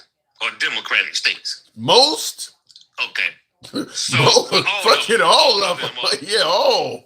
Okay. Now I'm trying to picture him or whoever the hell it is going to J.D. Pritzker saying we're gonna take over your election, or Kathy Hochul. You see what I'm saying? Wait, repeat that. They have to go into the state, right? Repeat. If they want to take over the election. Well, yeah. I mean, he was saying like Tulsi Gabbard. I mean, he was saying one in a minute. Yeah. Okay. Now, can you imagine them going down to Springfield and telling JB, "We taking over your election"? Yeah, I can't imagine them doing it. It'll be protests. And can you imagine him telling them to get the fuck out of my state? No, he gonna show up deep. He gonna show up just like in Minnesota. They show up deep. So you can say, I mean, is that not what Mayor Fry of Minneapolis said? ICE get the fuck out of Minneapolis. They didn't leave. They ain't gone nowhere. When they showed up deep in Illinois, what happened? They still were able to accomplish their mission. I mean, ain't no ICE agents lost their. They also got ran the hell out of Chicago too. They also shot that lady 5 times and then got caught in a lie. Well, we know they lying, but in terms of getting ran out of Chicago, if Trump sent 3,000 ICE agents to Chicago like he did Minneapolis, they would still be there. If he wanted them to be there, it'll be a riot. It'll be a riot. Maybe he wants to riot because they would, if they go. Maybe I'm looking at it wrong, but if they went into Chicago or Detroit doing the stuff that they're doing, you don't think it would be some serious pushback? I'm not for sure, Travelman. I would have said yes a year ago, but look, there's a lot of armed people in Minneapolis. I'm not going to pretend like there's no firearms in Minneapolis. I mean, if you send enough soldiers into one area and they're as aggressive as ICE is, I mean, ICE is not just doing their job. Their method of operation is to literally fuck with people. I mean, they are, and they're doing it with guns and shit. Yep. I mean, I think they could do that in any major American city. I just think a lot of people think, well, we all got guns. No, you say that until it starts happening. If you get surrounded by 30, 40 dudes and they all got it, ARs and carbines and shit like that, don't matter what you got. I mean, these people will kill you at the drop of a hat. But then they gonna shoot back. What's gonna happen then? You don't think people gonna defend themselves? I don't think I don't think people are that united. Is what I'm saying. If ICE is about being united, I'm talking about defending yourself. If you think that they're out of control and what they're doing is wrong, but anyway, hold on. If you're not united, then it's just you defending yourself against dozens of people. Well, let me rephrase that. There would be a resistance, and they would unite. You would have some unite, just like they got up in Minneapolis. Then they would just upgrade. If you unite and create some kind of Red Dawn like resistance in this day and age of technology, the Trump administration would just up what weapons they're using against you. Drones doing shit from me, just like Black Wall Street. Hold on. See, this is the problem. There was before you said, let me just say this. During Black Wall Street, where they wanted to take over an African American area in Tulsa, those African Americans back in the 20s were fighting back. They had weapons and everything. Yeah. They went out and got military aircraft and shit. They just started hitting them from the air. That's the only time a bomb been dropped in the United States. I'm just telling you. All right. Well, Trump would have a do-over. He would start doing that. But see, this is the thing, bro. This is not 1921. That's my only point. See, my thing is this. To me, it's like you guys give these people too much power. I'm judging. If they do come in there, initially, people might be overwhelmed initially. But then when people see what they're doing and then they start getting their footing, then they're going to start hitting back. That's my point. That's it. I want your point to be accurate. I really do. But what I'm seeing on the ground, in my opinion, they've been told the best way to prevent them from resisting is you hit them first and you hit hard. You make it clear that anybody who steps out of line is going to get fucked up or may even lose their life. That will subdue the crowd. And in Minnesota, that appears to be working. Trump, come on, man. Come on, Tim. The way they protesting up there, they've killed people. They're snatching people out the street, and you got thousands and thousands and thousands of people, Minneapolis, Minnesotans, thousands and thousands out there in damn minus 21-degree weather protesting. Yeah, protesting. And not only that, because of what they're doing up there, is also going to result in changes. Now, let's move on, because we can sit here and debate this the whole time. No, I want you to be right, though. I'm just saying, I think that if you, I mean, okay. we as Americans have went into other armed countries and was able to basically subdue them by just overwhelming force. I mean, we went house to house in Iraq, and most of us came home. But they're limited. They're limited, bruh. They're limited. Okay, to me anyway. They're limited. How limited? How? I just feel because they put 3,000. They put 3,000 in Chicago. Mm-hmm. Okay, what's gonna happen when the people start going against them? You put 8,000. They gonna call the National Guard? Yes, with Trump. Yes, now you gotta deal with the state again because it's already been ruled by the courts that they cannot have the National Guard in there. That's well, let me just say it like this. And I know my MAGA folks are going to be nodding and my liberals are going to be like, what the fuck? But if the folks in Chicago or in Detroit, as you said, started fighting back with ICE and they started taking down ICE, and Trump got on television and said, I need some able, willing patriots to go to New York or better yet, Detroit or go to Chicago and help out our boys. I need some patriots. Can I get some patriots? You realize how many fucking pickup trucks with armed drivers would be in those towns? Okay. It would swell up. Okay, let me ask you this. When he go in there and do that, you're going to have the other side saying, hey, we got all these redneck yahoos coming up in here to take over our city. We need some help. Hey, Detroit. Hey, St. Louis. Hey, Cleveland. We need some help up in here. Who you think coming? Yeah, but the problem is to get from. But the problem is to get from. Hold on. Well, yeah, I agree with the civil part of it, but the issue is to get to Detroit or to get to Chicago from St. Louis or some of these other cities. You got to drive through hundreds of miles of MAGA country to do that. All of that shit in between is MAGA country. They're going to be going to Chicago. They're going to be going to Chicago. I don't know. Hey, I'm telling you. Hold on a minute. Not all the MAGA is on now. Remember that. Not all the MAGA on. Okay. But anyway, okay, so back on the nationalization part. All right. Nope, that ain't going to happen. He can talk. You know, Trump talk a lot of crazy shit. He might try it, but it's not going to happen. But let me ask you this, though. You remember, how old are you, Tim? In my early 50s. Okay, so you might not remember that. Okay, so back in the late 60s and during the early to mid 70s, right? The FBI and the CIA was out of control. Okay. COINTELPRO, all that bullshit the FBI was doing, J. Edgar Hoover running around with garter belts on and shit, you know, they were just out of control. Okay. And then Congress came in and they put all the restrictions on those. A lot of the restrictions on the CIA came about in the 70s. Same thing with the FBI. And so you got ISIS under the microscope, and you got, you know, some powerful people saying, hey, something needs to be done.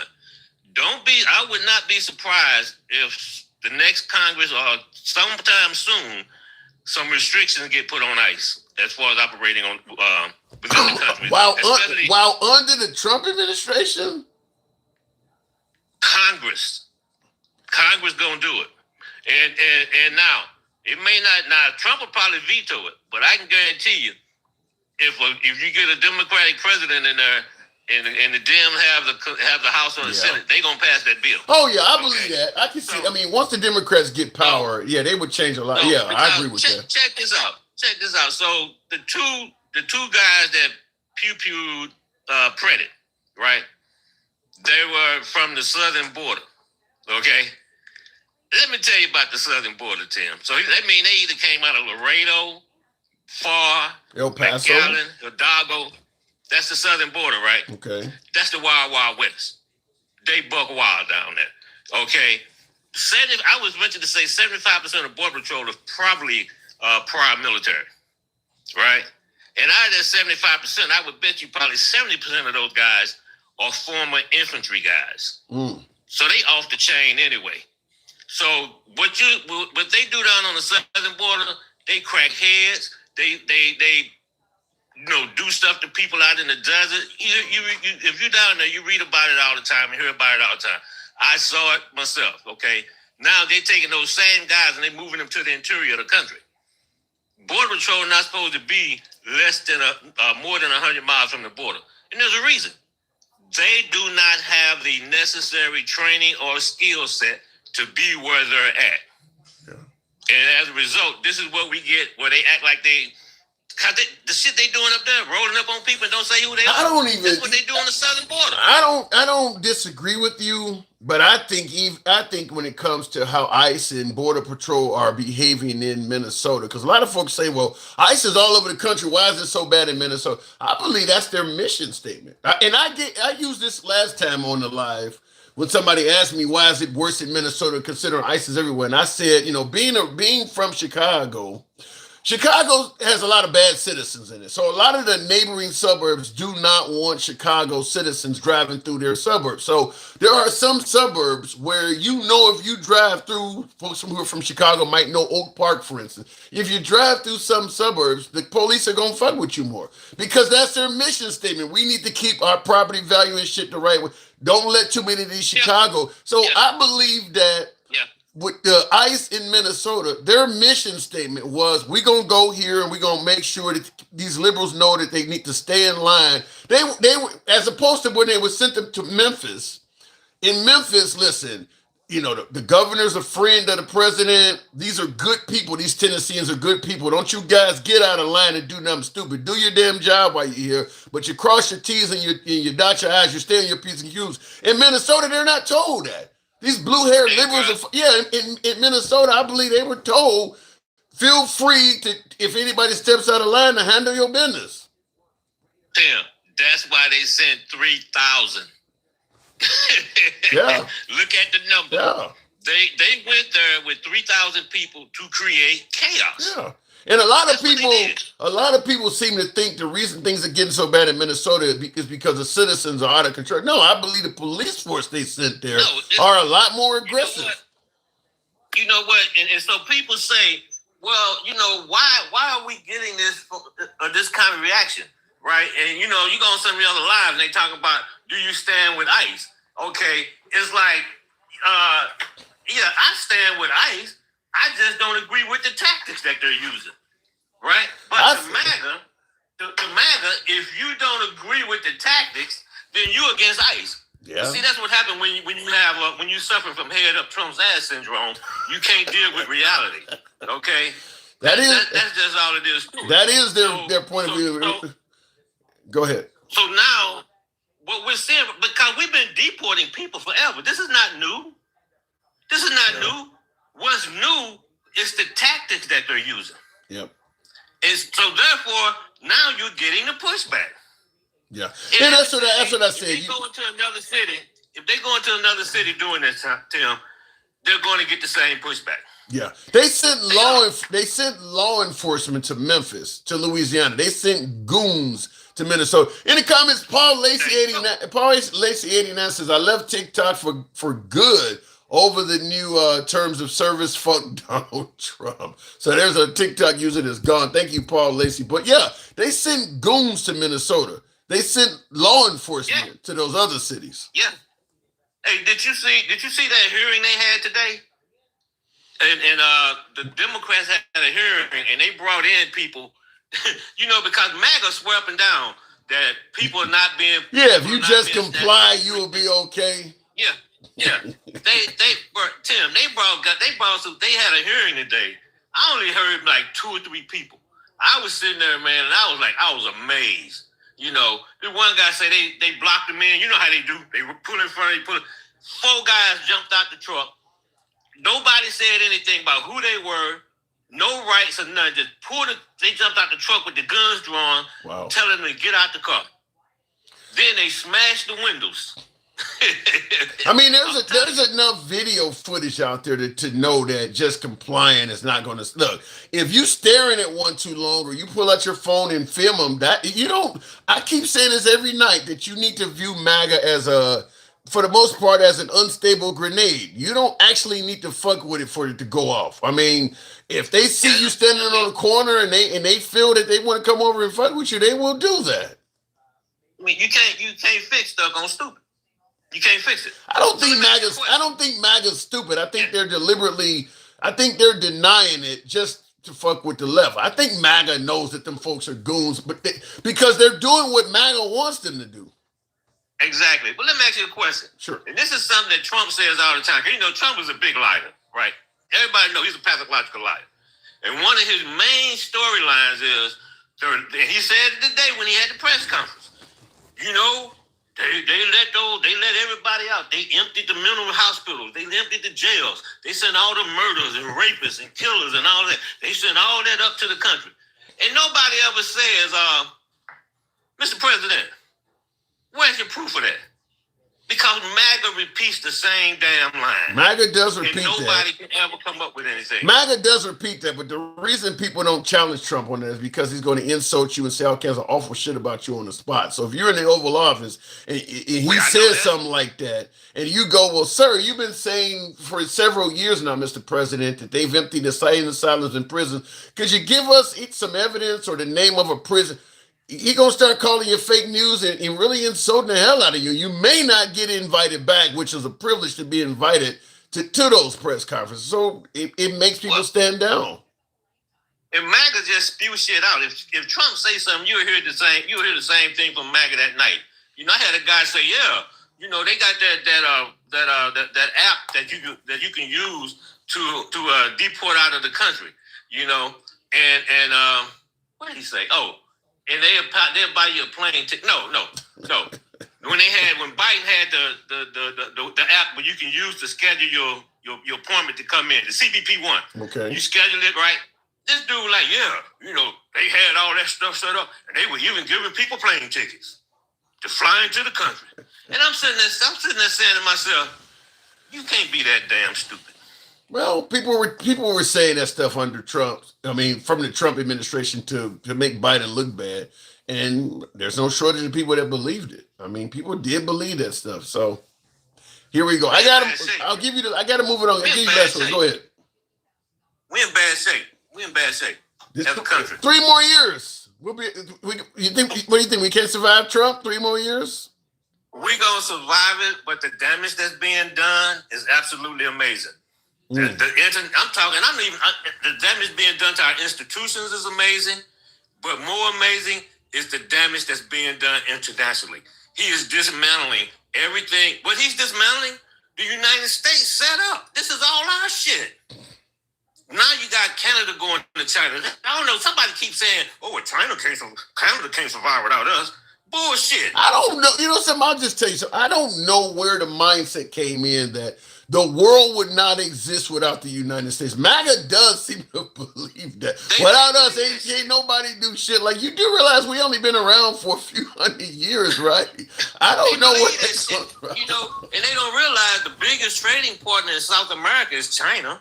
Yeah. They don't realize that China building down EVs in Mexico. They get ready to build EVs in Canada. We're Canada's side of the deal. Man, we are so fucked up internationally. The dude, when he was over at Davos, that shit was embarrassing. He's embarrassing, man. That's our president. I gotta go, Travelman. That is our president. Respect the commander in chief. Thank you. All right. Appreciate it. And by the way, somebody in the comments says you guys don't know anything about America, do you? Well, I know that the world is connected together. I know that America don't do all this shit by themselves. I don't know why we tend to believe that if America left NATO, all of the NATO member nations would just be attacked and overran, which is insane. I mean, you know, without America, they'd all be speaking Russian or they'd all be speaking Chinese. You know something, to be honest with you, a lot of the conflicts on this planet are not ended by us. They're actually started by us. There's a lot of wars that would not have taken place if it was not for us. I know we tend to believe we are a do-good all type country. There's a lot of countries that would be better off if America was not at the helm. I had somebody ask me that. I had a MAGA person ask me that, and they said, "Be serious. Do you think the world would be safer if the United States was not a superpower?" And I told them, I was like, it depends on who you asking. If America was not a superpower, it might not be beneficial as much to Canada or some of the NATO member nations. But you think any nation in Africa is benefiting from America being a superpower? I mean, you think Somalia is better off that we're a superpower? You think most of the nations south of the border are doing better because we're a superpower? No, we fuck up a lot of people's houses too. We don't make it better we make it better for us and to a lesser degree our friends. Everybody else can eat a dick. So the idea that America being a superpower makes the world better, no, it doesn't. It makes the world worse for a lot of countries. You think Iraq would be better off with America as a superpower or with America not being one? So it really depends on who you asking that question to. But it is self-centered of us to think that really we and only our friends matter. Everybody else don't matter. They're irrelevant. We are in bad shape when the government gaslights and suppresses its citizens. Big Boss, is there a time when that has not happened? Is there a time in history where our government was not gaslighting and suppressing its citizens? That's always happened. Biden needed GPS to find the bathroom, says Bill Beer. The crazy thing is, there are plenty of video footage of President Trump stumbling aimlessly as well. When he went to South Korea, I think when he went to Japan, they had to guide him. He was on the red carpet walking all over the So I'm not denying about Biden, but if you're a Trump supporter, I don't think it makes a lot of sense to point to Biden because Trump is aging and it's starting to happen with him too. In the comments, and tap the screen, get us on up to 140,000. If you favor this type of programming, uncensored, all sides of the aisle, follow us if you're watching us on Instagram, TikTok, or Facebook. If you happen to be watching us on YouTube, give your boy a sub. We're here most weekdays. And also, I'm going to ask that you smash that like button. It helps out the algorithm. Doesn't cost you anything, but it does your boy a solid. Smash that like button. I don't care about Somalia. That's the point. Klein or whatever your name is. That's the point. Outside of our friends, we don't care about those other countries. So those other countries don't benefit one bit from us being a superpower. We're not doing anything for them. We don't care about the continent of Africa. We don't care about the people in Haiti, which is in our hemisphere. There's a lot of countries we don't care about. So those countries, if you ask them, do you think the planet would be better if America was not a superpower? A lot of them would say yes. You think Cuba is doing better because America's a superpower? You think they would be better off if Russia was a superpower? We're not helping the Cubans out at all. We're actually hurting them. We're actively hurting them. So there's plenty of countries that do not stand up and down and cheer for America being a super. America's not making the world safer for Cubans or many other countries. There's many countries that are not benefiting one bit from America being a superpower. The problem with MAGA is their morals are in hell. Damn, Santi says the problem with MAGA is their morals are in hell. They can't defend Trump without being a hypocrite. Yikes. Americans are kind of tired of paying for everything. You're not paying for everything. I'll go to the box. Get us up to 140,000. We're not paying for everything. As I make this point every time that comes up, we are merely paying the cost to be the boss. You want to be a world leader? You want to have bases on every continent? You want your military ships to be allowed to sail every sea without obstruction? Nobody else on the planet is doing that. You want the freedom to be able to fly over everybody's airspace? Nobody else is doing that. You want for us to be able to go in any NATO member country, open up bases, sail the seas with our ships and all of that. But you want them to pay the same amount in NATO as we do. You want on the world stage for America to take the leadership in all the summits and decision making. But somehow everybody, when it comes to forking over cash, to all pay the same amount. No, you want to be a leader? You want to be a boss? You pay a little extra. Paying the cost to be the boss. Now, I made this point earlier when it came to tariffs. If America wants to tariff Canada or some of these other countries and make it, comparable to what other countries are tariff, you want to make it comparable? Okay, then now you're opening them folks up to start shopping around. Yeah, I agree that we were not getting as much money from, you weren't tariffing us as much as maybe we charged you or you were giving us a deal or something like that. That's why we always use you. But now that Trump has come along and decided you're not going to give us a break anymore, well, suddenly China and these other countries are starting to look equal. Once you took away all the benefits, there's no need to just deal with you. Miss Mo Better, thank you. There's no reason to just deal with you anymore. You've cut out all of the benefits and all of the legitimate reasons for dealing with you. Now you're no longer, you're just like everybody else. So a lot of countries are going to shop around. It's the same thing with NATO. We superpower. We say that these countries wouldn't be around if America in its military might was not part of NATO. So you start making all kinds of demands on these smaller countries rather. Well, shit. China said they would defend us for less than what you asking for. I mean, if you're going to charge me the going rate, then you're opening me up to shop around. Russia said they would look out for us without all the drama you're talking about. In fact, they said they'd give us a 10% discount if we let them open up a base. Boom. Now some countries are starting to go all these other fucking places. NATO is suddenly weaker. And by the way, if we have to remove our bases from many countries throughout Europe, we get weaker as well. Speaking of which, Mr. Mobetta, good evening. Chicken wings, I divide and consume. Love me some chicken wings. Boomer sooner. What does that mean? That's because we're so fresh and so clean. No matter who you are on the top, you can come down. Mr. Mobetta, good evening. Hi, Tim. I'm doing good. Good to have you on. What am I getting wrong tonight? Because I was told I got lumps on my head. What am I getting wrong tonight? I'm still laughing at that hickey that you brought. that was funny. A good hickey belongs on your neck, not on your head. Unless, they say a golf ball through a garden hose. If she can put one on your head, goddamn. Bless her heart. Yeah. Hey. I'm sorry, Tim, but it looked like you got hit with a bowling ball instead of a golf ball. Oh, my God. But not, you are like 6'6", so it goes along with the territory. Yeah. Thank you. These are my new glasses. Thank you. Very nice. I like them. Thank you. Cutie. I like it. Very nice. So, we talking about nationalizing the election. What do you think? No. No. Well, no.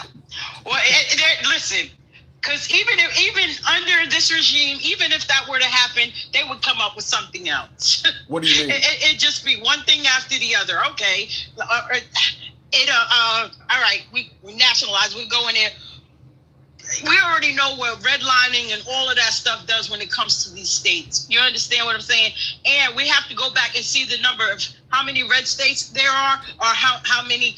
And we can't say that fraud won't happen under it being a national election.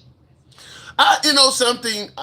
Even though I'm not a fan of nationalizing the election, I suppose you could nationalize an election and make it fair and But when you say you want the Republicans to control it, you went too far, and he absolutely says that. Thank you, Church 14. My thing is, people are hearing what he's saying. He's saying what he wants done. And they still find a way to twist themselves in a fucking pretzel or move the goalposts. Yeah, he's telling you what he wants. Why don't you think that? But MAGA doesn't know what fascism means. But MAGA are Constitution-loving patriots. They also believe in states' rights. Why is MAGA not outraged that the president is talking about nationalizing an election? Because they're not free-thinking people. They only go by what he tells them. They go by whatever he says. They take it and run with it. They don't do any research. They don't call him out if they do any research. They still find a way to say, well, the Democrats this or the Democrats that. They still point the finger at somebody else. Yeah, the Democrats have never talked about nationalizing an election. And real quick, I mean, because I always have the main, I got News Nation on behind all of this shit. And they just released, apparently TMZ is, you guys heard about Guthrie's mom being kidnapped? Yes. Apparently, apparently TMZ is saying there is a ransom note. So they want Bitcoin. 84-year-old woman, they don't kidnap her and they're demanding ransom for an 80. Wow. That right there is bigger than John Coffey. I'm just saying. I mean, that's big. That's bigger than John Coffey. They're going to either lose their life in the process of doing this, or they're going to have a really bad time in prison. Kidnapping an 84-year-old woman? Yeah, that's crazy. And whoever did it, they know them. You know what I'm saying? It's somebody that they broke bread with. This not just some random person. You understand? Well, she is a television. She's a television. Her daughter's a television personality, so they know they got money. But what I was gonna say, if they ask for Bitcoin, isn't that stuff supposed to be untraceable? How do they know if they even involved in that? That's somebody who they broke bread with, who they know. You don't have to have Bitcoin for somebody to tell you to pay them in Bitcoin. You can go. Well, you said they asked. That's what they asked for. Yeah, but that don't mean that just because they're asking for. If I do something to you and tell you to pay me in Bitcoin, that don't mean you have to have Bitcoin. You can go out and get it. Okay, I get it. Yeah. I get it. But I mean, getting Bitcoin like that is not just easily exchanged. You understand what I'm saying? All right, I'm going to put XYZ. I'll take $30,000 and put it in Bitcoin or whatever. Yeah. See, I don't know. It doesn't necessarily you're going to even get that amount back. That's just like the stock market. All of that stuff goes up and down all the time. So again, to me, it's somebody that knows them, knows what their inner workings are, and this is what they want. Yeah. I don't know a lot about crypto, but I did see an article once where this old lady was in some type of business, and she kept feeding money into a machine. And finally, the cashier went and talked to her, like, what are you doing? And it turns out she was being scammed, and somebody was telling her to pay in Bitcoin to get her relative out of jail or something like that. But she didn't have any Bitcoin, and she was buying it to pay them off with it. So you don't need it to get it. That's crazy. Yeah. So that's exactly why a lot of people do frown away from stuff like that, because you can't trace it. And then once somebody withdraws it, you know what I'm saying? It's like, okay, well, where's my money? Hey, ain't nothing we could do about that. We have nobody. Who you gonna call and say somebody stole my Bitcoin? Or you gonna call your bank? The banks don't help with that. President Trump has a lot of money, a lot of business being done. Listen, we are. Listen. Trump got a lot of shit going on. He got too much going on for himself. Lord, so tell me, what do you expect if President Trump is able to successfully nationalize the election and run it with Republicans? What are you expecting? It will be the end of our democracy. There won't be another election. He's gonna fix it to where I am the end all tell all. That's it. That's what it's going to be. He does not want to leave the White House. He's 80. He does not want to leave. He's 80 years old, Miss Mobetta. What the fuck does that mean? You tell him that. So you tell, in his eyes, he took cognitive tests and all kind of shit. Said I got the best scores out of anybody that has ever. Biden has never took a cognitive test, and I scored. Come on, he said he don't want to leave there. He don't want to give up the power. I gotta say, I can only imagine how much shit he talks in the bedroom. That man, I got the biggest. That was the best orgasm you ever had, right? I mean, I don't know, but thank you, Mike. But I guess But do you think that is his goal though, to steal an election? That absolutely is. He's trying it now. He's trying to fuck those midterms up. And if anybody denies that, you're just a lie and the truth ain't in you. I'm being told it's the Democrats that steal elections. He's just trying to make it free and fair. And MAGA must be the one telling you that bullshit too. Because if there was so much fraud on the Democrats' behalf, why are the Democrats not had the whole House, Senate, the Congress, the presidency? Why, if the Democrats were treating so fucking much, why are we not holding power on anything right now? Make it make sense. That's a good point. I have an answer for that. There's still an election, but the Republicans are in power. I don't have an answer for that. Tim, I'm telling you, the fuckery writes itself. It writes itself. You just got to start looking at the people who's reading this shit. Then if you can see it that clear, why does MAGA see it so differently than you? Because that's what happens when you're in a cult. When you're being led, when you allow somebody to lead you like that, because that's what he is a leader to them, and just to them, not to anybody else. He's not our leader. He's not anybody else's leader, but theirs. They hijacked. He's hijacking the Constitution. They hijacked the flag. They hijack everything. You understand what I'm saying? And anything that's not spoken in favor of him or anything like that, they call us, oh, you hate America, you hate this person, you hate that person, oh, go somewhere else. No, we'd rather him leave and we stay. I can't tell you how many times I hear folks. We was doing good. Yeah, I can't tell you how many times I hear folks on the right say people hate America. They say that a lot. In the comments, one of the viewers says Donald Trump would change the freaking flag of the USA. He would change the color to orange, have it 50 shades of orange with Trump on one side, MAGA on the other, and his followers would say it's awesome. That's a fact. It's the best flag that you've ever seen. Oh, look, now they shut down the Kennedy Center now. Talk about for renovations. First of all, you got renovations going on in the White House. You got all of this stuff going on. You starting all of these projects. Because his goal, and in my opinion, is to bankrupt our ass.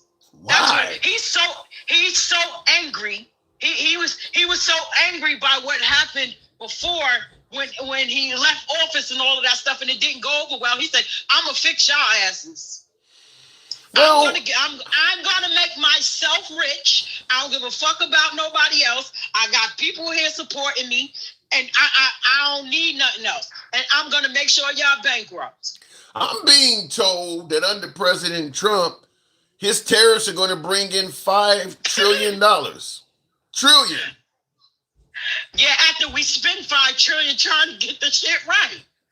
How broke we gotta go to get this $5 trillion? I'm just telling you what I'm hearing. I see somebody in the comments. I know. Just ask him. He knows. He's the best. He's the greatest. He's the one. Don't nobody do it like him. No. I'm just saying. I mean, the man. That's that little man syndrome. When you got to go around inflating everything about yourself, when you don't even give anybody else a chance to give you any kind of accolades, that's the little man syndrome. I mean, listen. And I ain't talking about his hands either. You sound like Stormy Daniels. I don't know about the guy being little or not, but I will say, look, the guy likes to leave his mark. I mean, he was doing it as a businessman. He had the Trump name was everywhere. So now that he's president, yeah, I know. Who bankrupts a fucking casino?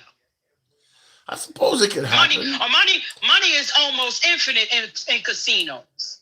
I mean, I suppose it could happen if you're too greedy. Fuck it up. Yeah, if you fuck it up, if you're too greedy. That's what we dealing with, a greedy con man. A greedy ass con man. And businessmen, like I said, they are only there businessmen about self first.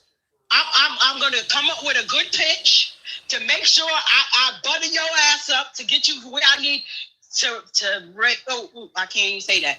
To get what I need out of your ass. But I got folks, but Miss Mobetta, businessmen do. but Miss Mobetta, how do you respond to the fact that MAGA will point to the, gas prices have come down significantly? They believe the economy, even groceries, they believe are doing much better. So how do you explain that?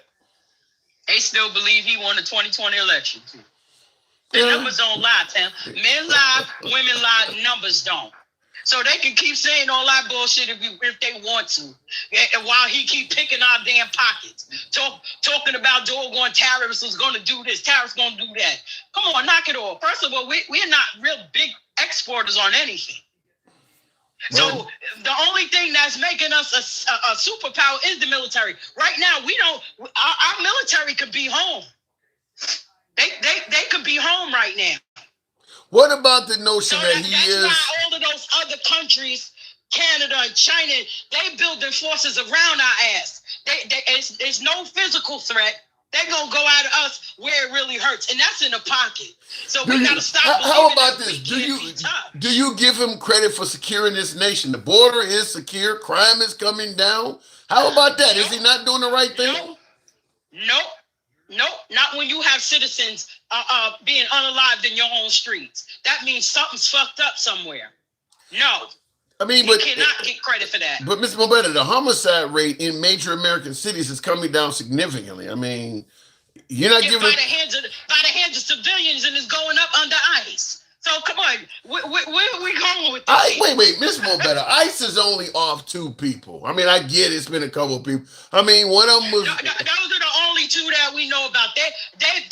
Listen, they got cases against ICE that has been going on since Trump was in office the first time. So let's not be fooled by that here.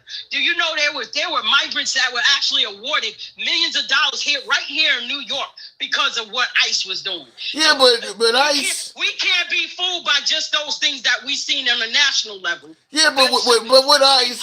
Yeah, but with ICE, you got one dude that is kicking cars and bringing a gun to a protest, and you got another girl that don't know how to drive. So, I mean, there's only been 2 people.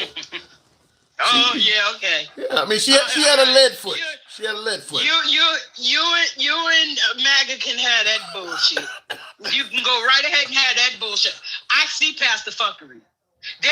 See, when you speak of transparency, I know what transparency means. That means I can see right through your ass. When it comes to transparency with MAGA, guess what the color is? Orange. Once they see that orange, it stops. Securing the border, you don't see any benefit to that at all. I mean, I get ICE is a little heavy-handed. No, because listen, I can come up with a whole list of shit that happened at the hands of American born and bred and fed Americans that has been a lot worse than what ICE has been, the immigrants has been doing over here. So I don't buy into that, Tim. They make it hard for people to go. They're going into people court cases and arresting them there. So they talk about come and do it the right way and all that shit is just some bloviating propaganda they got going on. But Trump states in places like DC that has traditionally have had a really bad crime rate, high murder rate and everything, it's safe to walk down the street and take your date to dinner. You can literally walk down the street. It's that safe now. Safe as in years. Because they got all kind of construction going on over here. What the fuck they gonna do in DC? they got scaffolding all over the goddamn place, benches and shit put up. It wasn't that high down there. You know he lies about everything that comes out of his mouth. That's the sad part. The real sad part is he could tell the truth about something, we still ain't gonna believe him because he lies so fucking much. I'm just simply saying that the man says it's safe. And real quick in the comments, Joe says literally all of Tim's callers are his friends and people he knows, and they have scripts. You guys need to. I get new callers every day. Tell him they're slow as fuck too. We've been on here. That's because we've been on here for a couple of years with Tim. Yeah. You know, and after a while, you do build some type of relationship, whether it's cyber, outside of the internet or whatever. But if you don't like what you're hearing, you have free will to go somewhere else. Yeah, I don't want to lose. I don't want to lose viewers, but you're right. I mean, you're right. Get it. You're right. I Yeah. get it. Yeah. But they can't be thin-skinned to come over here and then again expect to hear everything that goes along with their narrative either. Yeah, we Because don't. I give it to you. You do both sides. Yeah, I'll make it clear. Yeah, we don't run from callers. It don't matter what your politics are. If you want to come on here and correct me or present a point, we don't limit your time or any of that. You can be far right, far left, whatever. Out too. We be calling him fluffy and all kinds of shit. Yeah, see, we don't always agree. Yeah, you may see that. You think we're friends? Yeah, I think there's some shit that we be fluffing his ass off. Yeah, and we just call him out on it and keep it moving. Yeah, because grandma's on deck, so I can show you better than I can tell you. She can't wait to get up here and get your ass. All right, well, speaking of which, let me go ahead and... I'm being nice. I'm being nice to you because I know she gonna come on and let your ass have it. Well, I do appreciate that, and I gotta go, but I'm about to go ahead and dive into that now. So, Miss Mobetta. Yes, indeed. I'll talk to you later. Thank you. Bless me, because I'm about to dive in. All right, moving on with the program. By the way, tap the screen. What does that say, Gen X? This shit for confirmation bias aspect of this platform. I don't know quite what you're saying about that. Billy Wap says, Tim is the OG and fluffing. We don't fluff here, folks. We don't fluff here. Hey there, Tim. I think you do a great job, as I said before. The problem is that you believe the best in people. So it's hard for you to believe some of the stuff that people will do. We don't have a phone number there. I can't pronounce the name. We're on Instagram and we're on TikTok. Handsome Liberal on both platforms. I actually created another account. I can't think of the name of the social media service, but in fact, the Handsome Liberal Clapper, Rumble. We are on X, the Handsome Liberal on X. Thank you there, Blue One Banks. The Handsome Liberal on X, the Handsome Liberal on Truth Social, Rumble, Clapper, Instagram, YouTube. Same name across all those platforms. There's another one I want to, there's another one, and I need to know this because I want you guys to go and follow me because I need a few viewers where we can start taking lives. So if it's another platform, you will also be able to come up live. But damn, I cannot think of the name of that platform. I'm trying to see if I can look through the notes real quick here because I want to certainly tell you that, but unfortunately, I don't see it. But yeah, it's another platform out there that allows you to take live callers, and I did create an account on it, but it requires a few followers. Not Blue Sky or Epic Studios. It's another one, and I'll know the minute you say it, but I don't see it in my notes here. But yeah, we actually are live on Facebook right now. We are live on Facebook. Not Twitch. We have Substack. That's what it's called. Somebody said Substance, but yeah, Substack. If you got Substack, follow the Handsome Liberal on Substack. I created a Substack account, and it does allow you to go live after you get a certain number of followers. The Handsome Liberal on Substack.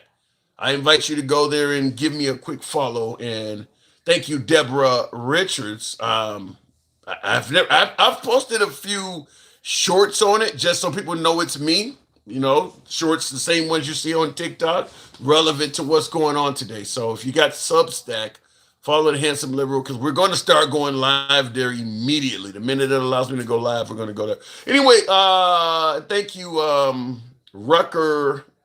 I don't see the rest of that. GU2B, I think it says, MAGA today, MAGA tomorrow, MAGA forever. I'm going to ask you folks, for you history folks, what does that sound like? That phrase, MAGA today, MAGA tomorrow, MAGA forever. Have you heard something that sounds like that before? I'll leave it up to you folks. I'll just tell you, last name Connor. Let me go back to the box. MAGA today, MAGA tomorrow, MAGA forever. Have you heard that phrase used before? Is it Wallace? Not Connor? Wallace. Okay. All right. We'll bring up Gangsta Grandma, if you will. and apparently it didn't bring her up. What happened, gangsta grandma? Looking in the comments, listen, how is all this shit making America great when a wealthy person is winning and the country is poor and losing? Also, in trying to start a race war and convincing these people to believe this. Well, a lot of folks believe they're doing better under Trump. I mean, I'm just telling you, a lot of everyday average working folks believe that they're doing financially better. I used an example earlier. You've heard people talk about I got a hickey on my head, but I've used an example where your mom kisses a boo-boo and you just feel better because your mom kissed it. I think that under President Trump, at least for my beloved MAGA, just his existence in the White House feels better. Even if the economy is exactly the same as it, let's say Trump got in there and a year later the economy did not move at all. It's the same economy. Grocery prices are the same. Let's say gas prices were the same. I think MAGA would still feel a sense of relief simply because it's Trump in the White House and not Biden. So I don't think Trump has to make significant improvements to satisfy MAGA. The improvement was winning the Oval Office. What he actually does, is negotiable. If it's good, great, but you don't really have to. Just beating Biden and the liberals was all we really needed. I really believe it. He don't actually have to do a lot, which is why he promised to do stuff like strengthen the economy and have an America first mindset. And he's got in there, and it's been all international shit. Venezuela and Iran and Nigeria and Yemen. I mean, he's all over the place. But the plan was, the campaign was America first. He has not done that.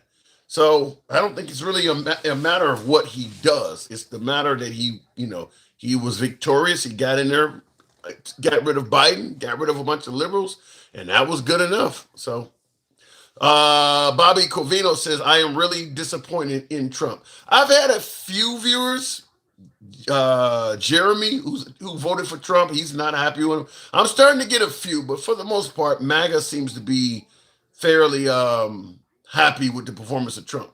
But like I said, I don't think the celebration from MAGA in regards to Trump is necessarily because of the benefits of their life. I think it's because of the creation of liberal tears. I think pissing off the Democrats, beating Democrats, Don Lemon got arrested the other day, stuff like that. I think stuff like that for MAGA is just as good as reducing the price of groceries and stuff. I think they're celebrating that stuff as wins, even though it doesn't really affect their lives at all. Just punishing liberals. You can feed them a healthy diet of liberal tears, and that's good enough. MAGA is a cult, so truly their opinions aren't valid. They're brainwashed. Alex, well, look, their opinions matter on election day, so I wouldn't say their opinions are invalid. Don Lemon getting arrested, smiley face, and you're giving a thumbs up to that. Yeah, that's what I'm saying. That doesn't affect MAGA one bit. And I'll tell you something. I don't believe Don Lemon's case is going to go anywhere. Just like folks are very happy when Letitia James and Jim Comey got arrested. Those cases aren't going anywhere. It's just the happiness of seeing liberals go down. Okay? It's not making groceries cheaper. It's not making anything different in your life. It's just celebrating liberals being... Same thing with what's going on in Minnesota. That stuff ain't really affecting the average Trump supporter. Stuff ain't affecting them at all. It ain't like there's a bunch of killers in Minnesota. If they don't get deported, they're coming to Houston. No, it's just, you glad to see a bunch of liberals, pissed off and getting overran. Thank you, Lewis. That's all it really amounts to. But it is what it is. Let's try it with the next caller. There are those of us that can off the farm. And then there's those of us that went into the house, and the ones that still live in the house serve the Democrats like their master. Don't know what any of that means. Lewis, good evening. Hey, how you doing, Tim? I'm doing good. Hey, Tim, one thing we have to remember. Sure. One thing we have to remember. When we start putting in anything that makes it harder to vote, that's where the problem comes. we should be trying to come up with ways to make it easier to vote, especially if you're on the left. Because what you have to remember is that there are there are way more Democratic voters than registered voters than there, well, about 7 million more than there are Republican voters. But the majority that breaks the split is the independents. Because there's only about 42 to 45% of Republicans and something like 52% of Democrats and that are registered voters, and then it's 39% of independents. Well, That's what the split is. Well, the thing is, Democrats are not as reliable to show up to the damn polls. That's the difference, though. That's because we got jobs, Tim. The Republicans say otherwise. The Republicans say they're the ones with all the jobs. Well, they got jobs, but they got jobs who bosses let them off. Oh. Well, I want the Democrats' boss let them off. In fact, in my opinion, I think they should make election day. They should make election day a federal holiday. Tim, do you think your boss really wants you to have a voice? It's a good point. I'm not talking about your. I get what you're saying. I get what you're saying. That's a good point. I'm not talking about your immediate supervisor. I'm talking about your boss. I get what you're saying. You're saying the elite members of society don't want the average voting public to have a voice. I get what you're saying. I mean, you got to figure only in this whole country, only about what they say 60 to 70% of the people who are registered to vote, period. That's on all sides, actually vote. We have the lowest voting ratio of all first world countries on this planet. Even the ones where they cheat, like Russia, they get a better turnout than we do. When I lived in Australia, they have compulsory voting. You have to vote. You have to. Now, you don't have, if you don't like either candidate, you don't have to vote for one of them, but you have to. It's just like the selective service. You got to answer it. So when it's time to vote, you got to check at least here on the ballot. You gotta just respond to it. Even if you don't want to vote for anybody, you do have to respond on election day. Tim, I'm telling you something. We already have ID voting. You can't register to vote without proving who you are. So once you become a registered voter, you've already proved who you are. You know what I'm saying? Now, who shows up? It doesn't matter who shows up. If let me finish for a minute. Explain that. If I can legally vote, and someone else goes and vote in my place, there's still only one vote cast by a registered voter. Yeah, but if you can legally vote and you're sick or dead, and somebody goes and votes in your, somebody really, what do they call it? ID theft or something. Somebody may show up and vote for you before you get there. Yeah, absolutely. And then when you get there, they're gonna say it's already. Yeah, I'm not a fan of all that. And I know I don't agree with it either. I'm just saying we have ways of actually doing that. Yeah. Because people are in Pennsylvania, you have to register to vote when you get a driver's license. Okay. You choose whether you register to vote there. Right.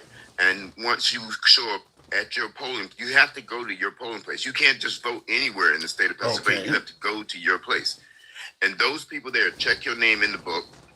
And if they know you, which most of them know me in my community, they don't ask me for an ID. So, but because they know me. And then when you walk up, and if they don't know you, they ask you for your ID. I would also, another way to combat fraud is just to simply, when you vote, they should actually take, your finger, put your finger, I guess you put your hand on some ink or whatever, but put your fingerprint on the ballot. Right. So that way you know who cast that. If that person was fraudulent, you may be able to find them now. So I think that would also limit folks from trying to vote fraud. Tim, there is so many ways, but I can tell you this right now. I know ain't no illegal immigrants walking up to no polling place talking about voting. I don't believe that either. That's crazy for you to be here illegally, knowing that you're trying to stay, prevent from getting caught, and you gonna go in there and do some shit like that. That's stupid. I don't believe that happens that much either. That's the when I was in Australia, and I was trying to stay. The last thing I would have ever thought is to go and risk it all by doing something like that. Is to vote in one of the elections. I don't believe that at all. I don't believe there's many illegal immigrants voting at all. That is absolutely insane. Yeah. And like I said, we come up with so many ways to actually make things harder for Americans to vote, and that's where our problem. But I get their strategy behind it because they know that there are more lefties than there are righties, and that's why they don't want to make it as hard as possible for the left to vote. It makes sense. Well, higher voter turnout does work better for Democrats, and lower voter turnout works better for Republicans. So yeah, they generally do things to try to limit the amount of people that are voting. That's true. And that's just a fact, and there ain't no other reason for it but that. You know why? I forget the guy's name. Conservative. How original, man. Why would he steal your thunder, man? Talking about conservative, handsome conservative. I mean, since I created that, in addition to constantly being told I'm not handsome to fucking begin with, I've had a lot of folks create handsome name, handsome this or handsome that, handsome MAGA. I've seen a lot of. It's common, man. I've seen it. I know. It's just so funny when I see that. I'm like, now that is flattery. I mean, I don't know. It's just I don't know why they would do that. I just wouldn't do that. You should have got it patent, bro. That's all I gotta say. Well, something I actually tried, just being, off topic. I actually did talk to an attorney, and he told me if you've been using that, and he said essentially it is already, because I went trying to find out about having it a registered trademark or whatever, and he told me that by default, he said if you consider how long I've done it, if you Google if you go on Google, my name is literally everywhere. He said by default, you're kind of already there. He said, I forgot how he gave it to me in legalese, but he made it sound like unless you're really trying to protect the fortune, he's like, you kind of already got it now. So. Well, definitely, especially, like on Facebook, since you're on Facebook now, once they prove that it's you get what they call a blue heart. If you see that blue heart next to that person's name, you know that is the official. Yeah, I have verified account on X. I'm verified. I'm verified. I think on one of my Facebook, I think I am verified on a few of those accounts. I've done that, but I know you're on Facebook. I follow you on Facebook too. I just don't go on. Okay. Man, I got too many crazy ass relatives to go on Facebook. Man, Facebook is just. If I see another one of my nieces or 50-year-old women with their faces looking like they 18. It's just going. Social media is like that, man. I'm just that's social media. I mean, you're gonna see some shit you don't always like. And that's what I say to everybody. You just can't believe what you see on this social media. You just can't assume that that's facts. You have to investigate, and you just have to go with especially with AI. What you're doing what? I said, especially with AI now, you can't trust anything you see anymore. Man, let me tell you something. I've seen a cat dancing better than Snoop Dogg birthday online. You know what I'm saying? You know Snoop Dogg dance better than. Somebody tell you something for somebody like myself that occasionally, not much, but occasionally might watch an adult film. Ain't nothing like watching yourself fuck your favorite porn star. I mean, it's amazing what they can do. It's like, wow. Exactly. I can actually say I hit that. I never thought. Tim, I do occasion too, but I ain't never thought about doing that. You know what I'm saying? It's coming.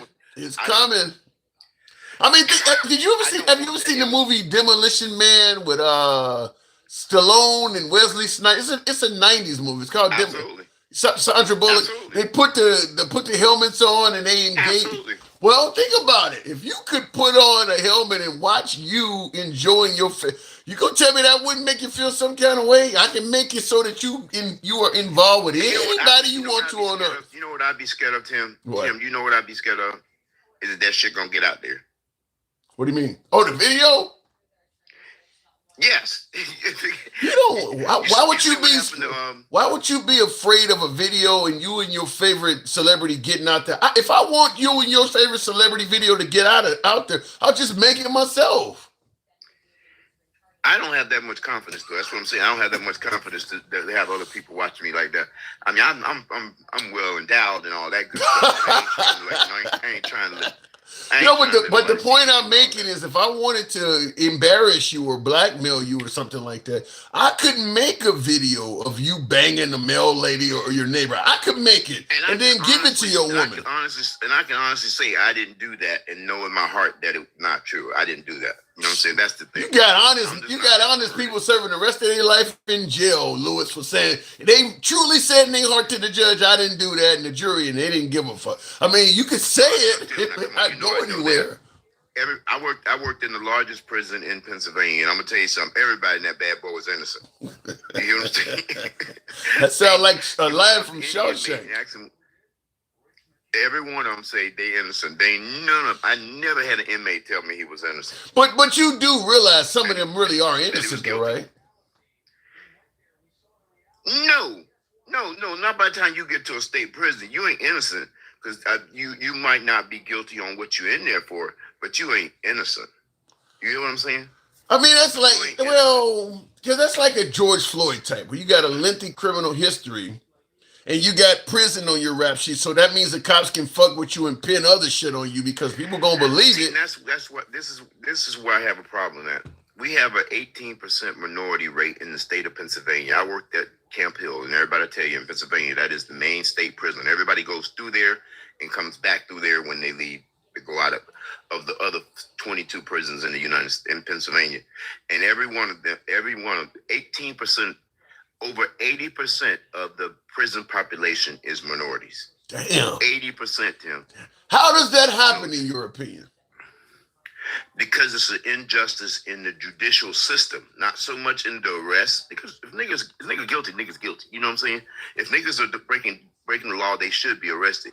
But the difference is that a white person will get charged with something, and they end up with probation because they usually get private lawyers, or they get they just cut them slacks. You know what I'm saying? They cut them breaks, and then a brother get 2 to 5. You know what I'm saying? Because it takes at least 2 years to go to the state prison.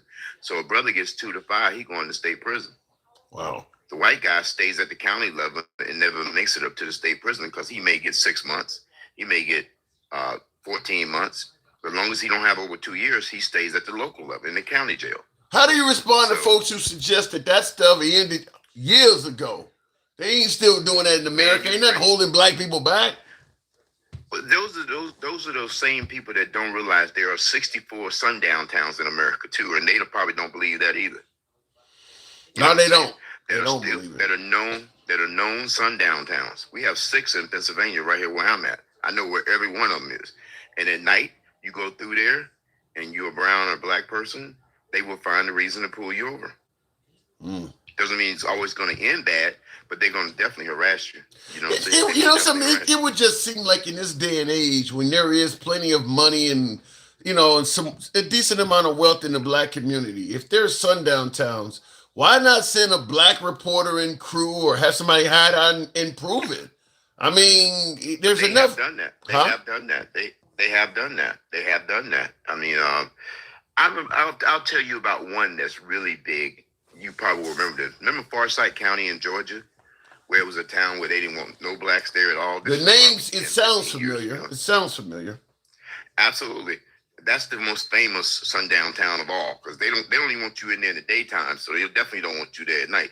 But it's been that, and it's still that. And but if you can send in a crew of African Americans or minorities, whoever they pulling over, and you can prove they fucking with you, they start getting hit with lawsuits. Wouldn't that force them to change? No, let me tell you why, Tim. I'm gonna tell you why. Because a cop can always find a reason to pull you over. So I'm not saying they're not legit pullovers.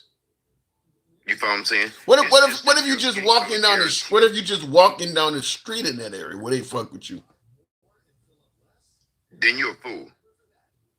If you it's gotta. They probably wouldn't even mess with you. They probably in these towns, Tim.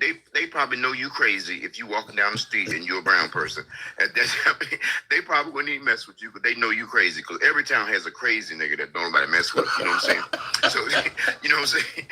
I'm just saying that there is enough education, wealth and a little bit of power in the black community enough that you get a law firm, you get a few people together with cameras that you can, you guys hide out and film them from a distance, use a drone or whatever. If the cops are really fucking with them, catch a few of them on camera doing the wrong thing, saying the wrong thing, or what. After they start getting hit with a few lawsuits, they'll back off on it. Some of these little towns, they can't afford to pay that shit to begin with. They start getting hit with lawsuits, they'll back off on it. Let me hit you with this right. I agree with you. And they have, and I think I've actually seen that on 60 Minutes where they did go through some of those towns and they did pull people over after a certain time of night if they were brown or black people. It's been proven that it happens. But let me say this to you, Tim. What people have to remember is that Indianapolis is a town that's over 70% YT people. Indianapolis, Indiana, okay. 18% black. And then only like something like 4 or 5% Hispanic, and then others. There's some others in there too somewhere. That's a very low number. That's why black people used to cops being in their neighborhoods, running through their neighborhoods, coming up in their hoods, riding through all the time, harassing the kids, harassing people. Black people are used to that. Now those in the white people in Minneapolis, they ain't used to that shit. That's why they pissed off. Yeah. Because they not used to it. Black people, you grew up in Chicago, you probably can't turn a corner and don't see a cop in Chicago in a black neighborhood. That's true. But you go on the outskirts where Oprah live at, you don't see no cops. That you know is what I'm true saying? too. That is true too. Yeah. And Yeah, but I mean, but I don't even think it's just that. I think in Minneapolis, because people always, Trump did send ICE agents to Minnesota and he sent them to New Orleans and shit like that. He sent law enforcement to Memphis.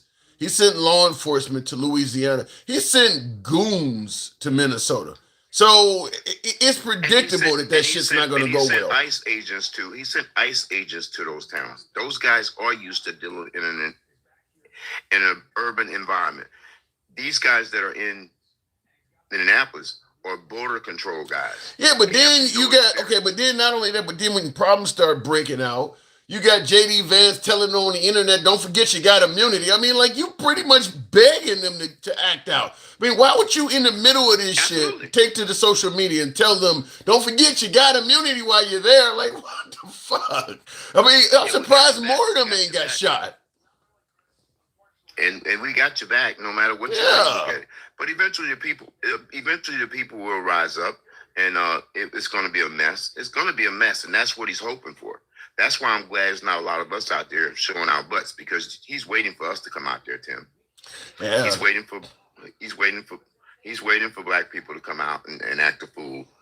But like you said, the African American community is already kind of used to that shit, which is why they staying out of the way. That's right. The white community, like, not us. Right. Oh no! So they ain't used to it.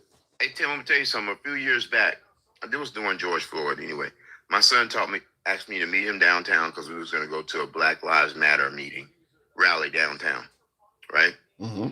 And it's been years since I've even participated in any of that kind of stuff. So I went with them though. And I'm gonna tell you something.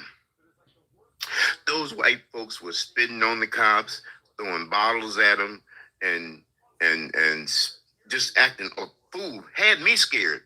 Because black folks know not to do that, Tim. You know what I'm saying? We know not to go up to no cop and walk into his face and spit on him. We know what's gonna happen. Where white people just do that shit. They be serious, man. They go off. I mean, that's what was happening during the protest that Cal Rittenhouse was at. The white folks are the ones trying to kill him too. I mean, he walking around with an AR on him, and white folks are like, fuck that, we go disarm your ass. Like, I mean, white folks know, it's crazy because they suggest that BLM and black folks are the ones that riot. Like, no, white people know how to throw a real good riot when they want to. They seen that he was a punk. They just didn't think he would shoot him. You know what I'm saying? They were gonna try to take his gun. Yeah, they were trying to take his gun. You know. Yeah, you gonna try to disarm a dude walking around with an AR? Are you fucking crazy? With a skateboard? And he was just scared enough to shoot him. He was just scared enough to shoot him. He looked scared as hell when that happened. You know what I'm saying? He was. Yeah, people And people scared painting man Cal correct. Rittenhouse to be a hero. I'm like that. No, he was just a lucky motherfucker because bicep guy, the guy who had a pistol in his hand, if that guy had just decided to pop Cal Rittenhouse from a distance, he would have been able to take him out. Cal Rittenhouse was on the ground already. That guy was not actually trying to shoot Cal Rittenhouse. If he wanted to, he would have been able to shoot Right. him. Yeah, he could have shot him. He could have Yeah, killed he him. just got lucky. I mean, yeah, I mean, but we have. I'm gonna tell you something. I'm getting used to Mega. I'm getting used to listening to his crazy stuff. He's not salvageable, just so you know. I hope you ain't trying to salvage him or nothing. He's not salvageable because he's gonna die on that hill with Trump. You know, he's gonna die on that hill with Trump. You talking about MAGA reacts? Straight The same caller. way. Yeah, MAGA reacts. Yeah, he's gonna die on that hill. I mean, he's gonna die on that hill. I mean, every now and then he sounds like he's trying to whistle out or something because you do entrap him sometimes in his own logic. But he still finds a way out of that paper bag, man. He finds because your bag is weak, Tim. Your bags are weak. You need to get you some. You need to get you some stronger. You got them kind of plastic bags they give you at that cheap Audi store. You know what I'm saying? You want the California bags they give you at Walmart where they charge you 10 cents each bag, huh? They charge you 10 cents for them bag. They strong though. You can use. They them are twice, they recyclable. I'll see what I can do. I gotta move it on, but I'll see if I can find some more heavy. What was it called? A heavy cinch sack. Those forget what those bags used to be called. Hefty. Yeah, there you go. I'll see if I can find some of those. Appreciate you coming through, Lewis. Thank you. All right, Tim. All right, good talk. By the way, folks, thank you guys for the 175 foul. Helps out the program, helps out the algorithm for you folks that are watching on YouTube. Feel free to tap that like button. And certainly if you enjoy this type of dialogue, uncensored from all sides of the aisle, follow the program if you're watching on Instagram, Facebook, or TikTok. Give your boy a sub on YouTube. Unfortunately, I got to step away. I do want to ask, though, if you got Substack, I need you to follow me because that's where I'm going to go live next. Substack allows me to take live callers. There's still a lot of people that don't want to fuck with TikTok. I want to give them another avenue. Go to Substack. Follow your boy, the Handsome Liberal. Hopefully tomorrow or later this week, we can start taking lives on Substack. Nevertheless, it's an app, Chris. It's another social media platform, just like TikTok, just like we're on Rumble, we're on X, we're on Twitter, we're on Facebook, we're on many social media platforms. The same name, the Handsome Liberal, across all of those platforms. But we can take actual callers on Substack. So if you have Substack, I'm going to ask that you follow your boy. Nevertheless, I got to step away. It's your boy, Tim, the Handsome Liberal. Thanks for tuning in. Catch you tomorrow. See ya.